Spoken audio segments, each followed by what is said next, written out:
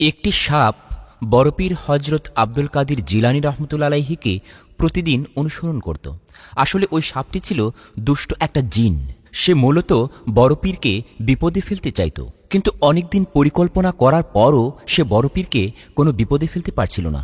এই দুষ্ট সাপটির পরিকল্পনা ছিল যে যে করেই হোক গাউসুল আজম বড়পীর হজরত আব্দুল কাদির জিলানী রহমতুল্লাহ আলাইহিকে তার নেক আমল থেকে সরিয়ে ফেলবে এবং তাকে গোমরাহিতে পতিত করবে। কিন্তু শত পরিকল্পনার পরও এই সাপরূপী দুষ্ট জিন যখন কোনো ক্ষতি করতে পারছিল না বড়পীরের, তখন সে সাপরূপী জিনটি শয়তানের সাহায্য নেওয়ার জন্য শয়তানের কাছে উপস্থিত হল।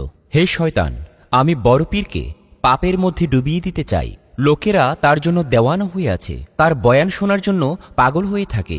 লোকেরা তাকে খুবই সম্মান করে, শ্রদ্ধা করে, আর এই ব্যাপারগুলো আমার একদমই সহ্য হচ্ছে না। হে শয়তান, তুমি আমাকে শক্তি দাও, পরামর্শ দাও, যেন আমি তার পথের কাঁটা হয়ে দাঁড়াতে পারি, আর সে যেন কাউকে ইমানের পথে না আনতে পারে আর কাউকে কালেমা না পড়াতে পারে।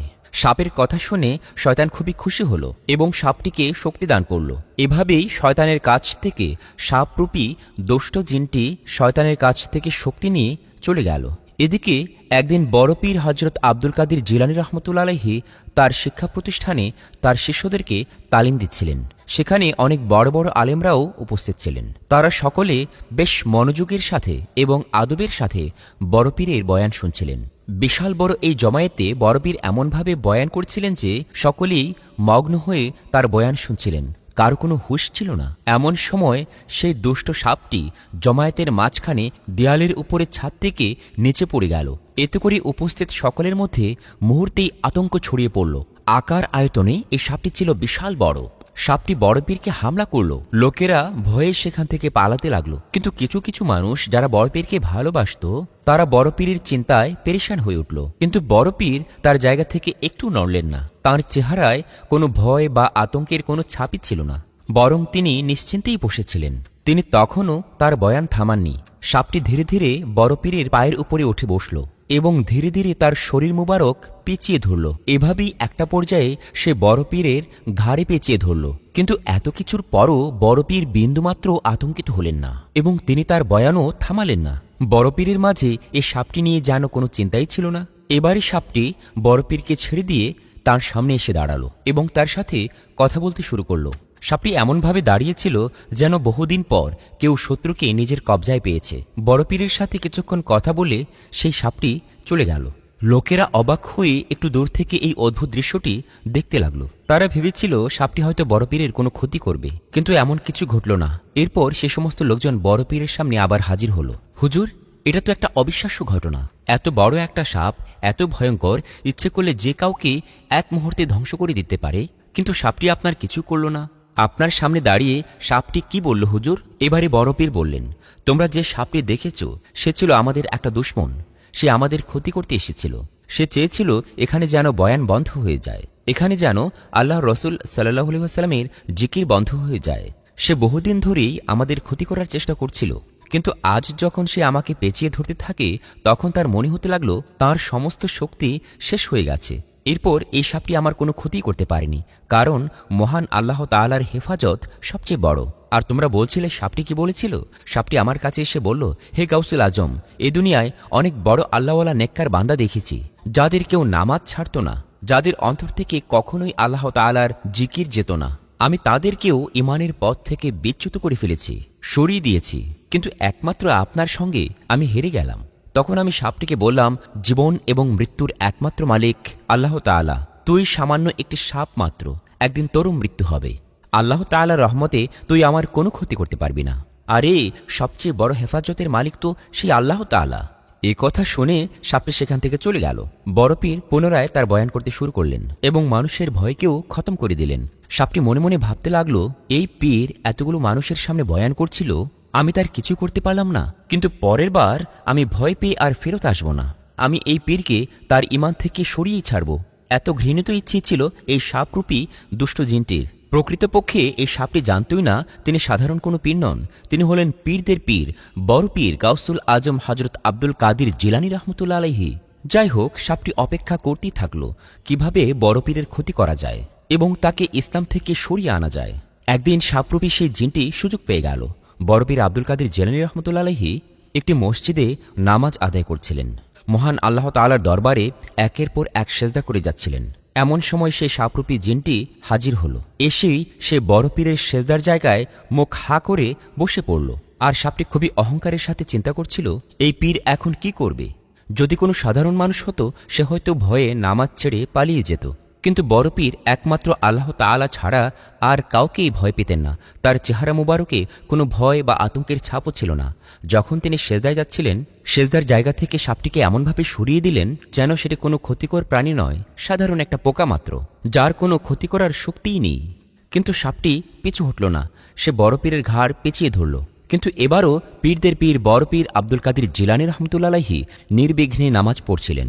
এবারে সাপটি বড় পীরের কুর্তির ভিতরে ঢুকে গেল। সে কুর্তির এক পাশ দিয়ে ঢুকে অন্য পাশ দিয়ে বেরিয়ে গেল। সাপটি সর্বাত্মক চেষ্টা করল বড় পীরের নামাজকে কিভাবে নস্যাৎ করা যায়। সাপটি ভাবছিল কোনো না কোনো সময় বড় পীরের মনোযোগ তো নষ্ট হবেই, তার নামাজ ছুটে যাবেই। কিন্তু বড় পীরের নামাজ তো নষ্ট হলো না, বরং তিনি সম্পূর্ণ নামাজ সম্পন্ন করে সালাম ফিরিয়ে তবেই উঠলেন। সালাম ফেরানোর সাথে সাথে সাপটি কিছু না বলে সেখান থেকে অদৃশ্য হয়ে গেল। সাপটি কোথা থেকে এসেছিল, কেন এসেছিল, কিছু বলল না। পরের দিনের ঘটনা, বড় পীর ওই মসজিদে আবার নামাজ পড়তে গেছিলেন। সেখানে তিনি খেয়াল করলেন মসজিদের দরজার সম্মুখে বড় আকৃতির একজনকে দেখতে পেলেন। সে সেখানে অনেক অসহায় অবস্থায় দাঁড়িয়েছিল। সে অসহায় দৃষ্টিতে বড় পীরের দিকে তাকাচ্ছিল। বড় পীরের অনেক মুরিদ ছিল, যারা ছিল জিন। বড় পীর তাকে দেখেই বুঝে ফেললেন এটি আর কেউ নয়, সে একজন জিন। জিনটি অনেক দুর্বল অবস্থায় বড় পীরের সামনে আসলো এবং হাত জোর করে মাপ চাইতে থাকলো। একই সাথে এসে বিলাপ করে কাঁদতেও লাগলো। কান্না থামিয়ে সে জিন বলল, হুজুর, আমি এক জাহান্নামী জিন, আপনাকে প্রতিটি সময় বিরক্ত করে গেছি। আমি তো বেশ কয়েক মাস ধরে এই কারণেই বসে থাকতাম যে আপনাকে যেন আপনার কাজ থেকে সরিয়ে ফেলতে পারি, আর মানুষের চোখে আপনার সম্মানকে যেন শেষ করতে পারি। আমি সেই সাপ যে কিনা আপনাকে আপনার রাস্তা থেকে সরিয়ে দিতে চেয়েছিলাম। আমি এর পূর্বেও বহু আল্লাহওয়ালা ব্যক্তিকে তার ঈমান থেকে সরিয়ে দিয়েছি, কিন্তু আপনার মতো আর কাউকে পাইনি যাকে আমি তার ইবাদত থেকে সরাতে ব্যর্থ হয়েছি। আমি না আপনার বয়ান থেকে আপনাকে থামাতে পেরেছি, না আপনার নামাজ থেকে আপনাকে সরাতে পেরেছি। শয়তানের কাছ থেকে শক্তি জোগাড় করেও আমি আপনার এবং আল্লাহ তাআলার মহব্বত থেকে আপনাদেরকে পৃথক করতে পারিনি। এবার বড় পীর বললেন, লোকদের বাহবা পেতে আমি কোনো কাজ করি না। আমি শুধু কাজ করি মানুষকে আল্লাহর পথে নিয়ে আসার জন্য, আল্লাহর ইবাদতের প্রতি আকৃষ্ট করার জন্য। আর এ কারণেই জিনেরাও আমার উপর বিশ্বাস রাখে। এরপর সে জিন বলল, হুজুর, আপনি আমার জন্য দোয়া করবেন, আমি মুসলমান হতে চাই। এরপর সে জিন বড় পীরের হাতে মুসলমান হয়ে গেল। সুবহানাল্লাহ। হযরত খাজা মঈনুদ্দিন তাঁর কয়েকজন বন্ধুদেরকে নিয়ে একদা ভ্রমণ করতে গেলেন। ভ্রমণ করতে করতে তারা একটা পর্যায়ে মনোমুগ্ধকর একটা বাগান দেখতে পেলেন। বাগানের ভেতরটা এত সুন্দর, এত চমৎকার দৃশ্য, তারা মোহিত হয়ে গেলেন। আর এমনইভাবে কখন যে সময় চলে গেল তারা বুঝতেই পারলেন না। ইতিমধ্যে অনেক সময় চলে গেছে। বাগানে নানা প্রকার ফুল, ফল, ময়ূর পাখা মেলে নাচ করছে, ফুলে ফুলে ভ্রমর মধু আহরণ করছে, প্রজাপতি ডানা মেলে চমৎকারভাবে উড়ে বেড়াচ্ছে, গাছের ডালে বসে মনের আনন্দে কোকিল কুহু কুহু ডাকছে। সমস্ত বাগান মোহিত হয়ে আছে। তারপর তারা সবাই একটা জায়গায় বসে পড়লেন। এখানে বলে রাখছি, তাদের সাথে বড় পীর হযরত আব্দুল কাদের জিলানী রহমতুল্লাহ আলাইহির একজন খাদেমও ছিলেন। সেই খাদেম বসা থেকে উঠে তাদেরকে রেখে বাগানের অন্যদিকে হাঁটতে লাগলেন এবং বাগানের সৌন্দর্য অবলোকন করতে লাগলেন। সেই খাদেম হঠাৎ করে দেখলেন বড় একটি দৈত্যাকার সাপ তাঁর দিকে এগিয়ে আসছে। তখন সে খাদেম সাপটিকে লাঠি দিয়ে আঘাত করলেন। লাঠির আঘাতে সেই সাপটি সেখানেই মরে গেল। পুরো ঘটনায় খাদেম অনেকটা ভয় পেয়ে যান। ভীত হয়ে তিনি তার বন্ধুদের কাছে চলে যান। ঠিক এমনই সময় পুরো বাগানে ঘোর অন্ধকার নেমে আসে। এতটাই অন্ধকার যে কোনো কিছু দেখাই যাচ্ছে না। খাদিম তখন আরো ভয় পেয়ে গেলেন। অল্প সময়ের মধ্যে প্রচণ্ড বেগে ঝড় আসলো। খাদিম আরো ভয় পেয়ে গেলেন। একে তো ঝড় তুফান, এর মধ্যে অন্ধকার, তিনি কিছু দেখতে পাচ্ছেন না বলে পথই চলতে পারছেন না। খাদিম যেখানে অবস্থান করছিলেন সেই জায়গাটাতে ধোঁয়া বের হচ্ছিল এবং সেই ধোঁয়া থেকে বড় একটা দৈত্য বের হয়ে আসলো। দৈত্যকে দেখে বড় পীরের খাদিম ওখানেই জ্ঞান হারালেন। এরপর সেই দৈত্যটি খাদিমকে সেখান থেকে নিয়ে অদৃশ্য হয়ে গেল। এদিকে খাজা মঈনুদ্দিন চিশতি রহমতুল্লাহ আলাইহি তার বন্ধুদেরকে নিয়ে বড় পীরের খাদিম ওই বন্ধুকে খুঁজতে শুরু করলেন। তারা অনেকক্ষণ ধরে চিন্তা করছিলেন তিনি আসছেন না কেন। খোঁজাখুঁজির একটা পর্যায়ে ঝড় থেমে গেল, অন্ধকার কেটে গেল। চারদিকে খোঁজাখুঁজি করেও তারা কোথাও বড় পীরের খাদিম তাদের ওই বন্ধুকে খুঁজে পেল না। তারা ভীষণ চিন্তিত হয়ে গেলেন। এদিকে বড় পীরের খাদেমের জ্ঞান ফিরে আসলো। তিনি দেখলেন বড় একটা প্রাসাদে পড়ে আছেন। তিনি এও দেখলেন তাঁর পাশে একটা মৃতদেহ পড়ে আছে এবং তাদের পাশে বিশাল একটা দৈত্য তলোয়ার নিয়ে ক্রোধে পায়চারি করছে। তার চেহারা দিয়ে যেন অনেকটা আগুন বেরুচ্ছে। সেখানকার অবস্থা দেখে বড় পীরের আত্মা অনেকটা কেঁপে উঠল। তিনি শোয়া থেকে উঠে দাঁড়ালেন। তাকে দেখে ওই দৈত্য আরও রেগে গেল। সেই দৈত্যের চোখ দিয়ে তখনও অশ্রু ঝরছিল। সেই দৈত্যরাজ নিজেকে সংবরণ করে কিছু সময় পর বড় পীরের খাদিমকে বলল, কোন অপরাধে তুমি আমার পুত্রকে হত্যা করেছ? সে তোমার কি ক্ষতি করেছে? তাকে হত্যা করে তোমার কি লাভ হয়েছে? অকারণে তুমি কেন তাকে হত্যা করলে? বড় পীরের খাদেম তখন ভয়ে কাঁপতে লাগলেন এবং বললেন, হে দৈত্যরাজ, আমি কাউকে হত্যা করিনি। এমন নির্দয় কাজ আমার দ্বারা কখনো হয়নি। এবারে দৈত্য আরও রেগে গেল। তুই নরাধম! তুই তোর লাঠির আঘাতে আমার পুত্রের মাথাকে চূর্ণ বিচূর্ণ করে দিয়েছিস। এখনো তোর হাতের সেই লাঠি আমার মৃত পুত্রের কাছে রয়েছে। মিথ্যে কথা বলে অপরাধ অস্বীকার করলেও বাঁচার কোনো উপায় নেই। আমার হাতের এই তলোয়ার দিয়ে তোর গর্দান কেটে আমার পুত্র হত্যার প্রতিশোধ নেব। তখন বড় পীরের খাদেম অনেকটা সাহস নিয়ে বলল, হে দৈত্যরাজ, আমি কোনো মানবকে হত্যা করিনি, কিন্তু কিছুক্ষণ পূর্বে আমি বাগানে বেড়ানোর সময় একটা কাল বিষধর সাপকে হত্যা করেছি। দৈত্যরাজ এবার অস্থির হয়ে গেল। সে চোখে লাল বর্ণ ধারণ করে বড় পীরের খাদেমকে প্রশ্ন করল, বিনা কারণে কেন সাপকে হত্যা করলে? তখন বড় পীরের খাদেম সেই দৈত্যকে একটি হাদিস শোনালো, কোনো কষ্টদায়ক কোনো হিংস্র প্রাণী কষ্ট দেওয়ার পূর্বেই তাকে হত্যা করো। কাজেই আমাদের ইসলাম ধর্মের বিধান অনুযায়ী সাপটিকে হত্যা করেছি। আমি জেনে শুনে আপনার পুত্রকে হত্যা করিনি।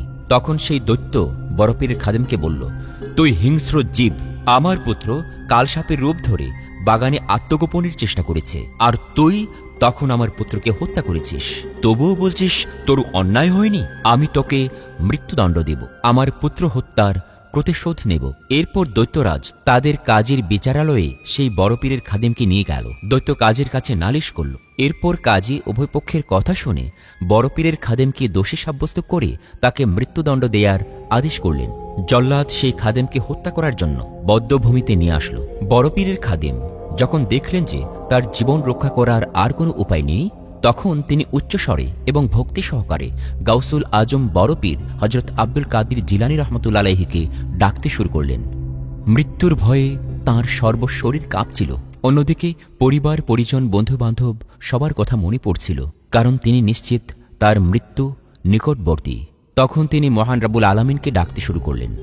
একই সাথে তার পীর বড় পীর হজরত আব্দুল কাদির জিলানী রহমতুল্লাহ আলাইহিকে নাম ধরে ডাকতে শুরু করলেন। হুজুর, আমাকে চিরজনমের মতো বিদায় দিন। আমি আর আপনার সেবা করার জন্য আপনার পাশে থাকতে পারবো না। হঠাৎ করে বড় পীরের খাদেম লক্ষ্য করল যে বিদ্যুৎ গতিতে একটা অশ্বারোহী যোদ্ধা এগিয়ে আসছে। ওই বীরপুরুষটি এসে তার তরবারির আঘাতে জল্লাদকে হত্যা করে ফেলল। এদিকে রাজপুরীতে শোরগোল বেঁধে গেল। দৈত্যরাজ এই অবস্থা দেখে অবাক হয়ে গেল। সে বড় পীরের খাদেমের কাছে আসলো, এসে বলল, আপনি কে? আমার কাছে বিশদ বর্ণনা দিন। তখন বড় পীরের খাদেম বললেন, আমি বড় পীর হজরত আব্দুল কাদির জিলানী রহমতুল্লাহ আলাইহির একজন খাদেম। দৈত্যরাজ তখন বলল, আমাকে ক্ষমা করুন, আমি আপনার সাথে বেয়াদবি করেছি। আপনি বড় পীরের খাদেম, এটা যদি আমাকে আগে বলতেন তাহলে এমন ব্যবহার করতাম না। আমি আমার কৃত অপরাধের জন্য ক্ষমা চাচ্ছি, আমাকে ক্ষমা করে দিন। তখন বড় পীরের খাদেম বললেন, তুমি দৈত্যরাজ হয়েও মানব সন্তান বড় পীরের নাম শুনে এমন পরিবর্তন হয়ে গেলে এত সম্মান তাকে কেন করো? উত্তরে দৈত্যরাজ বলল, যখন বড় পীর হজরত আব্দুল কাদির জিলানী রহমতুল্লাহ আলাইহি আল্লাহর আরাধনায় বসেন, তখন দুনিয়ার সমস্ত দৈত্য দানব পশু পাখি তাঁর নূরের তাজাল্লিতে বিকশিত হয়ে ওঠে। যখন তিনি আল্লাহর আরশের দিকে তাকান, তখন আকাশ পাতাল কাঁপতে থাকে। এ কথা বলে দৈত্যরাজ বড় পীরের খাদেমকে মুক্ত করে দিল। মুক্তি পেয়ে বড় পীরের খাদেম খাজা মঈনুদ্দিন চিশতি রহমতুল্লাহ আলাইহি ও তার বন্ধুদের কাছে আসলেন। তাকে পেয়ে তারা সকলে অনেক আনন্দিত হল। তখন খাজা হজরত মঈনুদ্দিন চিশতি রহমতুল্লাহ আলাইহি বড় পীরের খাদেমকে বললেন, বন্ধু, তুমি এতক্ষণ কোথায় ছিলে? তোমাকে এতক্ষণ ধরে খুঁজে আমরা হয়রান। তোমার বিচ্ছেদ যাতনায় আমরা অস্থির হয়ে উঠেছিলাম। তখন বড় পীরের খাদেম সমস্ত ঘটনা খুলে বললেন। এরপর সকলে মিলে আল্লাহর শুকরিয়া আদায় করলেন। বড় পীর হজরত আব্দুল কাদির জিলানী রহমতুল্লাহ আলাইহি দজলা নদীর পাড় ধরে হাঁটছিলেন। এমন সময়ে তিনি একজন বৃদ্ধা মহিলাকে নদীর তীরে কাঁদতে দেখলেন। তিনি একটু এগিয়ে গেলেন, যে জিজ্ঞেস করলেন, হে বুড়িমা, কাঁদছেন কেন? বৃদ্ধা মহিলাটি বলল, আমার কান্নার কারণ তোমার কাছে বলে লাভ কি? আমি তো শুধু আজকে কান্না করছি না, 12টি বছর ধরে এই নদীর তীরে বসে আমি প্রতিদিন কান্না করছি। কেউ তো আমাকে জিজ্ঞেস করল না আমি কেন কাঁদছি। আজকে প্রথম তুমি জিজ্ঞেস করলে। আমি তোমার কাছে আমার কান্নার কারণ খুলে বলতে চাই না, কেননা তা বলে তো কোনো লাভ নেই। বড়পীর তখন বললেন, ও বুড়িমা, তুমি আমাকে কারণটি বলতে পারো। হতেও তো পারে মহান রাব্বুল আলামিন আমার মাধ্যমে তোমাকে কোনো উপকার করতে পারেন। তখন বুড়িমা বলল, বৎস, শোনো তাহলে। আজ থেকে 12 বছর পূর্বে আমার একমাত্র সন্তান এই নদী পার হয়ে বিবাহ করতে যায়। বিবাহ সম্পন্ন করে আমার পুত্রবধূ ও আমার পুত্র বরযাত্রী সহ ফিরছিল, এমন সময় নদীতে ঝড় তুফান শুরু হয়ে গেল। সেই ঝড় তুফানের কবলে পড়ে আমার ছেলে, নববধূ ও বরযাত্রী সকলেই মৃত্যুবরণ করে। সকলেই এই নদীতে ডুবে যায়। তারপর থেকে 12টি বছর হয়ে গেল। আমার ছেলের কথা স্মরণ হলে, আমার ছেলের দুঃখে কষ্টে প্রতিদিন আমি এই নদীর তীরে বসে কান্না করি। তখন বড়পীর বললেন, আচ্ছা বুড়িমা, আল্লাহ রাব্বুল আলামিন যদি তোমাকে তোমার পুত্র, পুত্রবধূ, বরযাত্রী সকলকে ফিরিয়ে দেন, তবে কি তুমি খুশি হবে? তখন বুড়ি বলল, বৎস, এসব তুমি কি বলছো? 12টি বছর হয়ে গেল তারা মারা গেল, না জানি তাদের মৃতদেহ হাড় গোড় কোথায় আছে। তারা এই নদীতে কে কোন মাছের পেটে চলে গেছে। এটা কিভাবে সম্ভব? কিভাবে তারা দুনিয়াতে জীবিত হবে? এমন অসম্ভব কাজ কি কোনোদিন সংগঠিত হয়েছে? এমন অসম্ভব কাজ কি কোনোদিন সংঘটিত হয়েছে বলো? তখন আব্দুল কাদের জিলানী রহমতুল্লাহ আলাইহি বললেন, বুড়িমা, আল্লাহ তাআলা পারেন না পৃথিবীতে এমন কোনো কাজ নেই। তিনি চাইলে সমুদ্রকে মরুভূমি এবং মরুভূমিকে সমুদ্রে পরিণত করতে পারেন। আর তোমার মৃত পুত্র এবং পুত্রবধূকে কেন জীবিত করতে পারবেন না? এরপর বড়পীর মহান রাব্বুল আলামিনের দরবারে ফরিয়াদ করে বলতে লাগলেন, হে আল্লাহ, এই বুড়ির পুত্র, পুত্রবধূ এবং বরযাত্রী সকলে আজ থেকে 12টি বছর পূর্বে পানিতে ডুবে মারা গেছে। হে রাহমানুর রাহিম, তোমার দরবারে আমার ফরিয়াদ, তুমি তার সন্তান, পুত্রবধূ ও বরযাত্রী সকলকে আবার ফিরিয়ে দাও। মহান রাব্বুল আলামিন বড়পীরের এই ফরিয়াদ শুনে বললেন, ও আব্দুল কাদের, এ তুমি কেমন ফরিয়াদ করছো? আজ থেকে 12 বছর পূর্বে তারা মারা গেছে, না জানি তারা কে কোন মাছের পেটে আছে এবং গলে পচে তারা বিক্ষিপ্ত হয়ে আছে। 12 বছর আগে মৃত্যুবরণ করা এই মানুষগুলোকে একমাত্র পরকালেই জীবিত করা সম্ভব। দুনিয়াতে যদি তাদেরকে জীবিত করা হয়, তাহলে তো দুনিয়ার নিয়মের বরখেলাফ হয়ে যাবে। এখন যদি তাদেরকে জীবিত করা হয়, এটা তো দুনিয়ার নেজামের খেলাফ হয়ে যাবে। তখন বড়পীর বললেন, হে আল্লাহ, এই পৃথিবীর শুরু থেকে আজ পর্যন্ত বনি আদমের জন্ম হয়েছে এবং তাদের মৃত্যু হয়েছে। লক্ষ লক্ষ বছর পর কিয়ামত সংঘটিত হবে।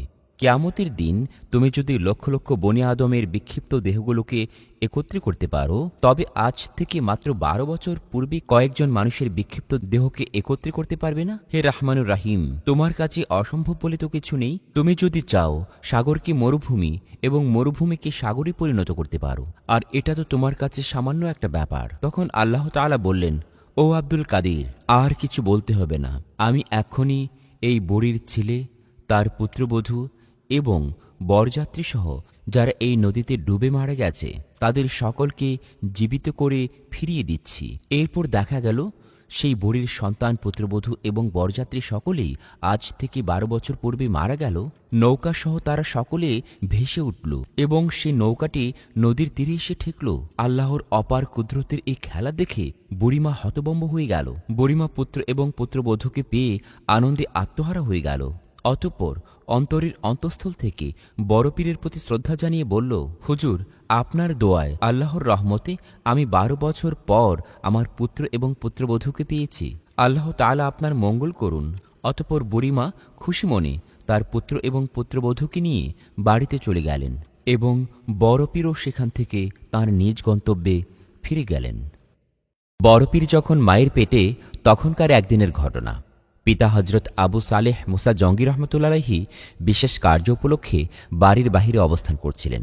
এদিকে গর্ভবতী বৃদ্ধা মা ফাতিমা রহমতুল্লাহ আলাইহি একাকী গৃহে অবস্থান করে মহান রাব্বুল আলামিনের ইবাদতে মগ্ন ছিলেন। এমন সময় বাড়ির বাহিরে একজন ভিখারী এসে লা ইলাহা ইল্লাল্লাহু বলে ভিক্ষা চাইল। ভিক্ষুক দরজায় দাঁড়িয়ে ভিক্ষা চাইলে ফাতিমা রহমতুল্লাহ আলাইহি তার ইবাদত স্থগিত করে ভিক্ষা দেবার জন্য প্রস্তুতি নিলেন। পুণ্যবতী রমণী ফাতিমা রহমতুল্লাহ আলাইহি কখনো ভিক্ষুককে নিরাশ করতেন না।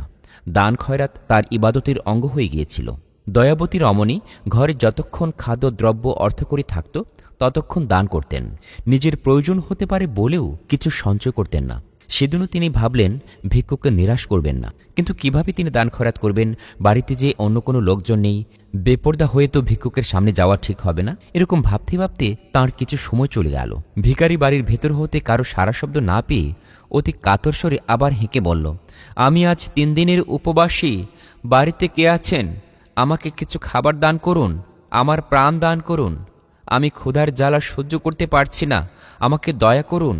ভিখারির করুণ প্রার্থনা শুনে ফাতিমা রহমতুল্লাহ আলাইহি বিচলিত হয়ে পড়লেন। কিন্তু তিনি কি করবেন? ভিখারিকে কিভাবে খাদ্য পানীয় প্রদান করবেন তা ভেবে পাচ্ছিলেন না। ধারে কাছে কারো সারা শব্দ নাই। বাড়িতে কোনো পুরুষ মানুষ নাই যাকে দিয়ে তিনি খাদ্যদ্রব্য ভিখারির কাছে পৌঁছে দেবেন। এদিকে বাড়ির ভেতর হতে কোনো সারা শব্দ না পেয়ে ভিখারি ওঠান পার হয়ে ঘরের দুয়ারে এসে কাতর কণ্ঠে আবার বলল, আমার প্রতি দয়া করুন, আমি যে ক্ষুধার জ্বালায় অস্থির হয়ে পড়েছি। আমার জীবন বুঝি এখনই বাহির হয়ে যাবে, আমি আর সহ্য করতে পারছি না। এই বলে ভিখারি দরজায় বসে পড়ল। ক্ষুধার যন্ত্রণায় উহ আহ করতে লাগল। ঘরের ভেতর হতে উম্মে খায়ের ফাতিমা রহমতুল্লাহ আলাইহি ভিখারির করুণ অবস্থা বুঝতে পারছিলেন। তার হৃদয় গলে গেল। যদি ভিখারি অনাহারে দরুন তার দরজায় মৃত্যুবরণ করে, তাহলে রোজ কিয়ামতে তিনি কিভাবে আল্লাহর সামনে দাঁড়াবেন, কি কৈফিয়ত দেবেন? পরকালের ভয়ে তার মন কেঁপে উঠল। তিনি অতি যত্নে ঘরের ভেতর থেকে কিছু খাদ্যদ্রব্য থালায় সাজিয়ে অতি সাবধানে পর্দা রক্ষা করে দরজার আড়াল হতে ভিখারিকে এগিয়ে দিলেন। এদিকে ভিখারি এই কালক্ষেপণ এবং চারদিকে লক্ষ্য করে ভাবল, নিশ্চয়ই এই বাড়িতে কোনো পুরুষ মানুষ নাই, মহিলা একাই ঘরের মধ্যে আছেন। চরিত্রহীন ভিখারি আগেই ক্ষুধাজনিত দুর্বলতার ভান করেছিল। এতক্ষণে তার মধ্যে কুপ্রবৃত্তি মাথাচাড়া দিয়ে উঠল। সে ভাবল, মহিলা একাকী ঘরের মধ্যে অবস্থান করছে, এই তো উপযুক্ত সময়।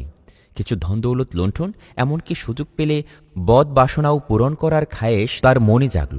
এমনি সোজা হয়ে দাঁড়িয়ে ঘরের ভেতরে প্রবেশের জন্য উদ্যত হল। ভিখারির এরূপ অবস্থা দেখে সতীসাধ্যী তাপসী আল্লাহ ভক্ত হজরত উম্মে খায়ের ফাতিমা রহমতুল্লাহ আলাইহি ছুটে ঘরের এক কোণে চলে গেলেন এবং নিজের ইজ্জত ও পবিত্রতা রক্ষা করার জন্য আল্লাহ পাকের দরবারে হস্ত উত্তোলন করে মোনাজাত করলেন, হে রাব্বুল আলামিন, তুমি আমাকে রক্ষা করো। তোমার তো কিছুই অজানা নেই, তুমি সর্বজান্তা সর্বাভিজ্ঞ, তুমি আমার ত্রাণকর্তা।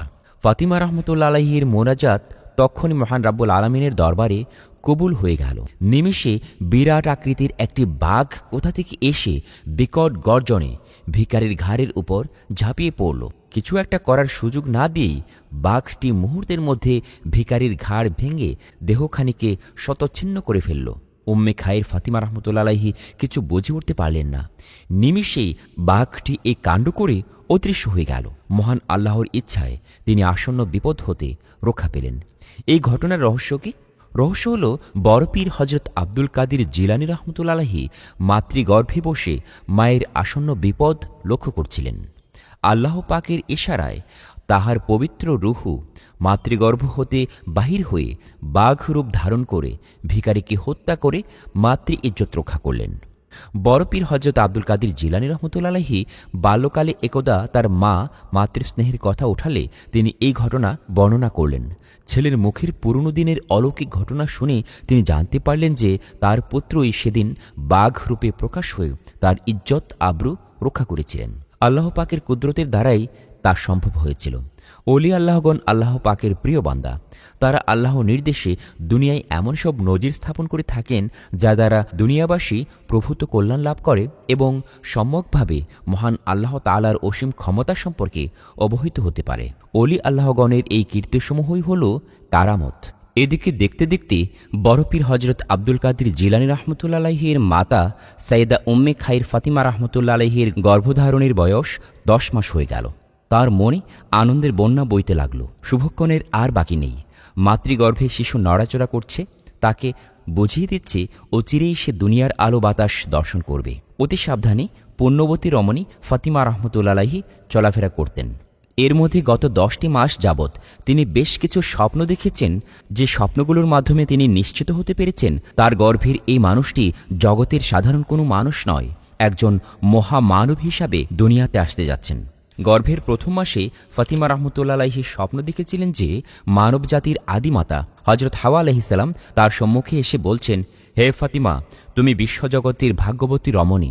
তোমার গর্ভে যে সন্তান এসেছে, এই সন্তান আউলিয়াকুলের সর্দার হবে। তুমি সদা সর্বদা সতর্ক থেকো।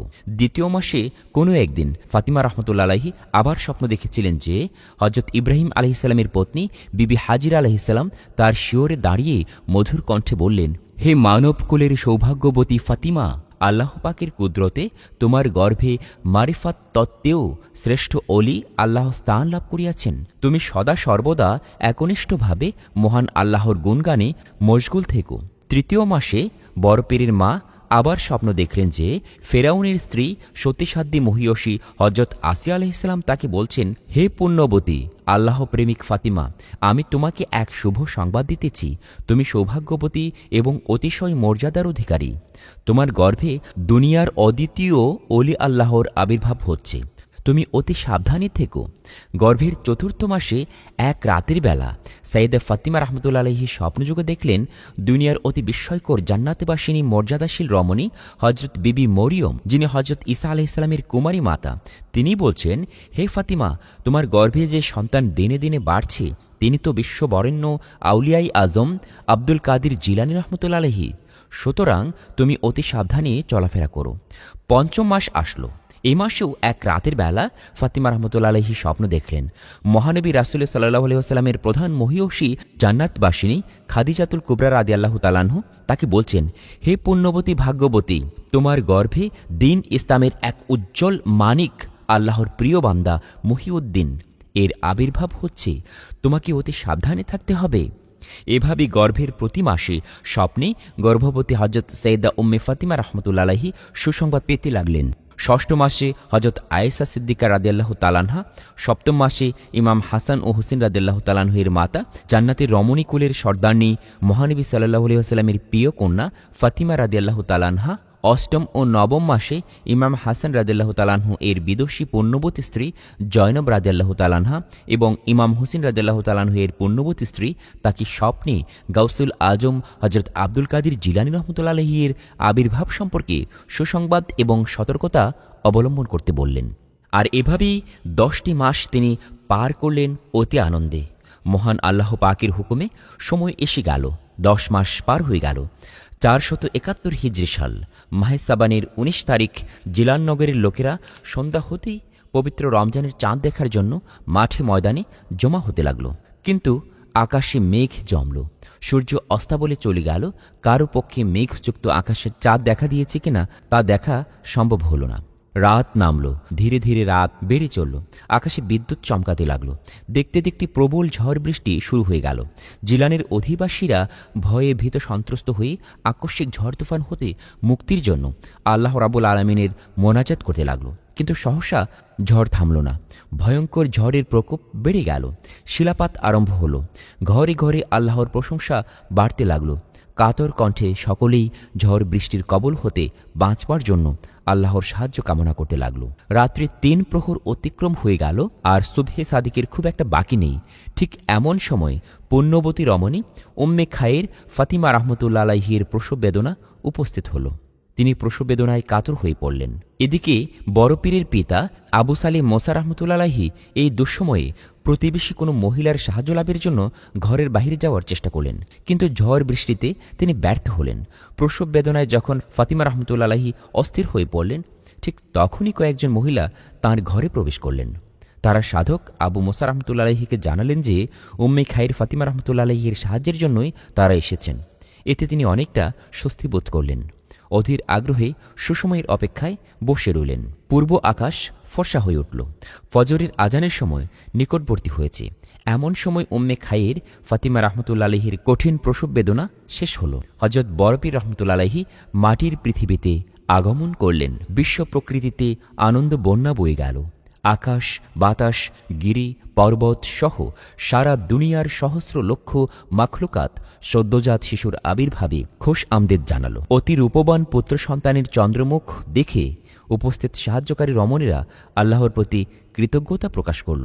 শিশু ও প্রসূতির যত্ন করতে লাগল। উম্মে খায়ের ফাতিমা রহমতুল্লাহ আলাইহি তার নিজের কোলে পূর্ণশোষী শিশুপুত্র দেখে সমস্ত প্রসব বেদনা ভুলে গেলেন। মহান আল্লাহর নিকট শকুর গোজারি করলেন। এদিকে পিতা সাধক আবু সালেক মোসা জঙ্গি সুসংবাদপ্রাপ্ত হয়েই প্রতিবেশীদের নিকট তার পুত্র সন্তান লাভের শুভ সংবাদ পৌঁছে দিলেন। একবার এক বসন্তকালে বড়পীর হজরত আব্দুল কাদের জিলানী রহমতুল্লাহ আলাইহি ভ্রমণ করতে করতে একটি গ্রামে পৌঁছলেন। সে গ্রামে একজন ধার্মিক তাঁতি বাস করতেন। নিজের হাতে উপার্জিত হালাল বস্তু দ্বারা তিনি জীবিকা নির্বাহ করতেন। তিনি মকমলের মূল্যবান বস্তু তৈরি করে আমির উমরাদের কাছে উচ্চ মূল্যে বিক্রি করতেন। বড়পীর যখন তার তাঁতঘর অতিক্রম করছিলেন, তখন সে তাঁতি তাকে সালাম জানিয়ে ভক্তি সহকারে তাকে আসন পেতে দিলেন। ভক্তের শ্রদ্ধা ও ভক্তির মূল্য রক্ষার্থে বড়পীর আসন গ্রহণ করলেন। এদিকে তাঁতি বড়পীরকে বসাতে পেরে খুবই খুশি হলেন, কিন্তু ভাবতে লাগলেন বড়পীরকে কিভাবে সম্মান করবেন। শেষে সিদ্ধান্ত নিলেন তার নিজের হাতের তৈরি একখানা মকমলের কাপড় তাকে উপহার দেবেন। এরপর মকমলের একটা থান বড়পীরের হাতে সমর্পণ করলেন এবং বললেন, এটা আমার নিজ হাতে তৈরি, অনুগ্রহ করে আমার এই উপহার গ্রহণ করুন, আর আমি নিজেকে ধন্য মনে করব। ভক্তের উপহার সাদরে গ্রহণ করে সেখান থেকে বড়পীর বিদায় নিলেন। বড়পীর চলে যাওয়ার পর সেই তাঁতি মনে মনে শপথ নিলেন প্রতি বছর 2খানা মকমলের থান তৈরি করবেন, একখানা বড়পীরকে হাদিয়া হিসাবে দিবেন এবং অন্যখানা বিক্রি করে তার জীবিকা নির্বাহ করবেন। এদিকে উক্ত তাঁতির একজন প্রতিবেশী ছিল, যে কিনা সবসময় ওই তাঁতিকে হিংসা করত। তার এই সরল জীবনযাত্রা তার কোনোভাবেই সহ্য হতো না, তাই ওই হিংসুক সবসময়ই তার বিরুদ্ধে লেগে থাকত। এবারে ওই হিংসুক নজদের বাদশার কাছে অভিযোগ করল, হে বাদশাহ নামদার, যে তাঁতি আপনাকে মকমলের থান সরবরাহ করে, সেই তাঁতি প্রতি বছর 2খানা মকমলের থান তৈরি করে। যে থানখানা উত্তম সে তার পীরকে নজরানা হিসাবে উপহার দেয়, অথচ অপেক্ষাকৃত খারাপ থানটি আপনার কাছে উচ্চ মূল্যে বিক্রি করে।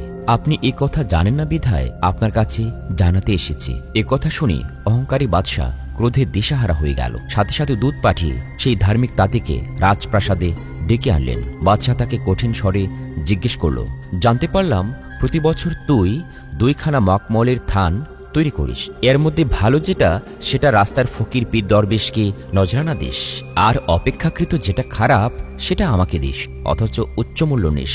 রাস্তার পীর ফকিরদের এত মূল্যবান কাপড়ের প্রয়োজন হয় না। ভবিষ্যতে এমন করলে তোকে উপযুক্ত শাস্তি দেব।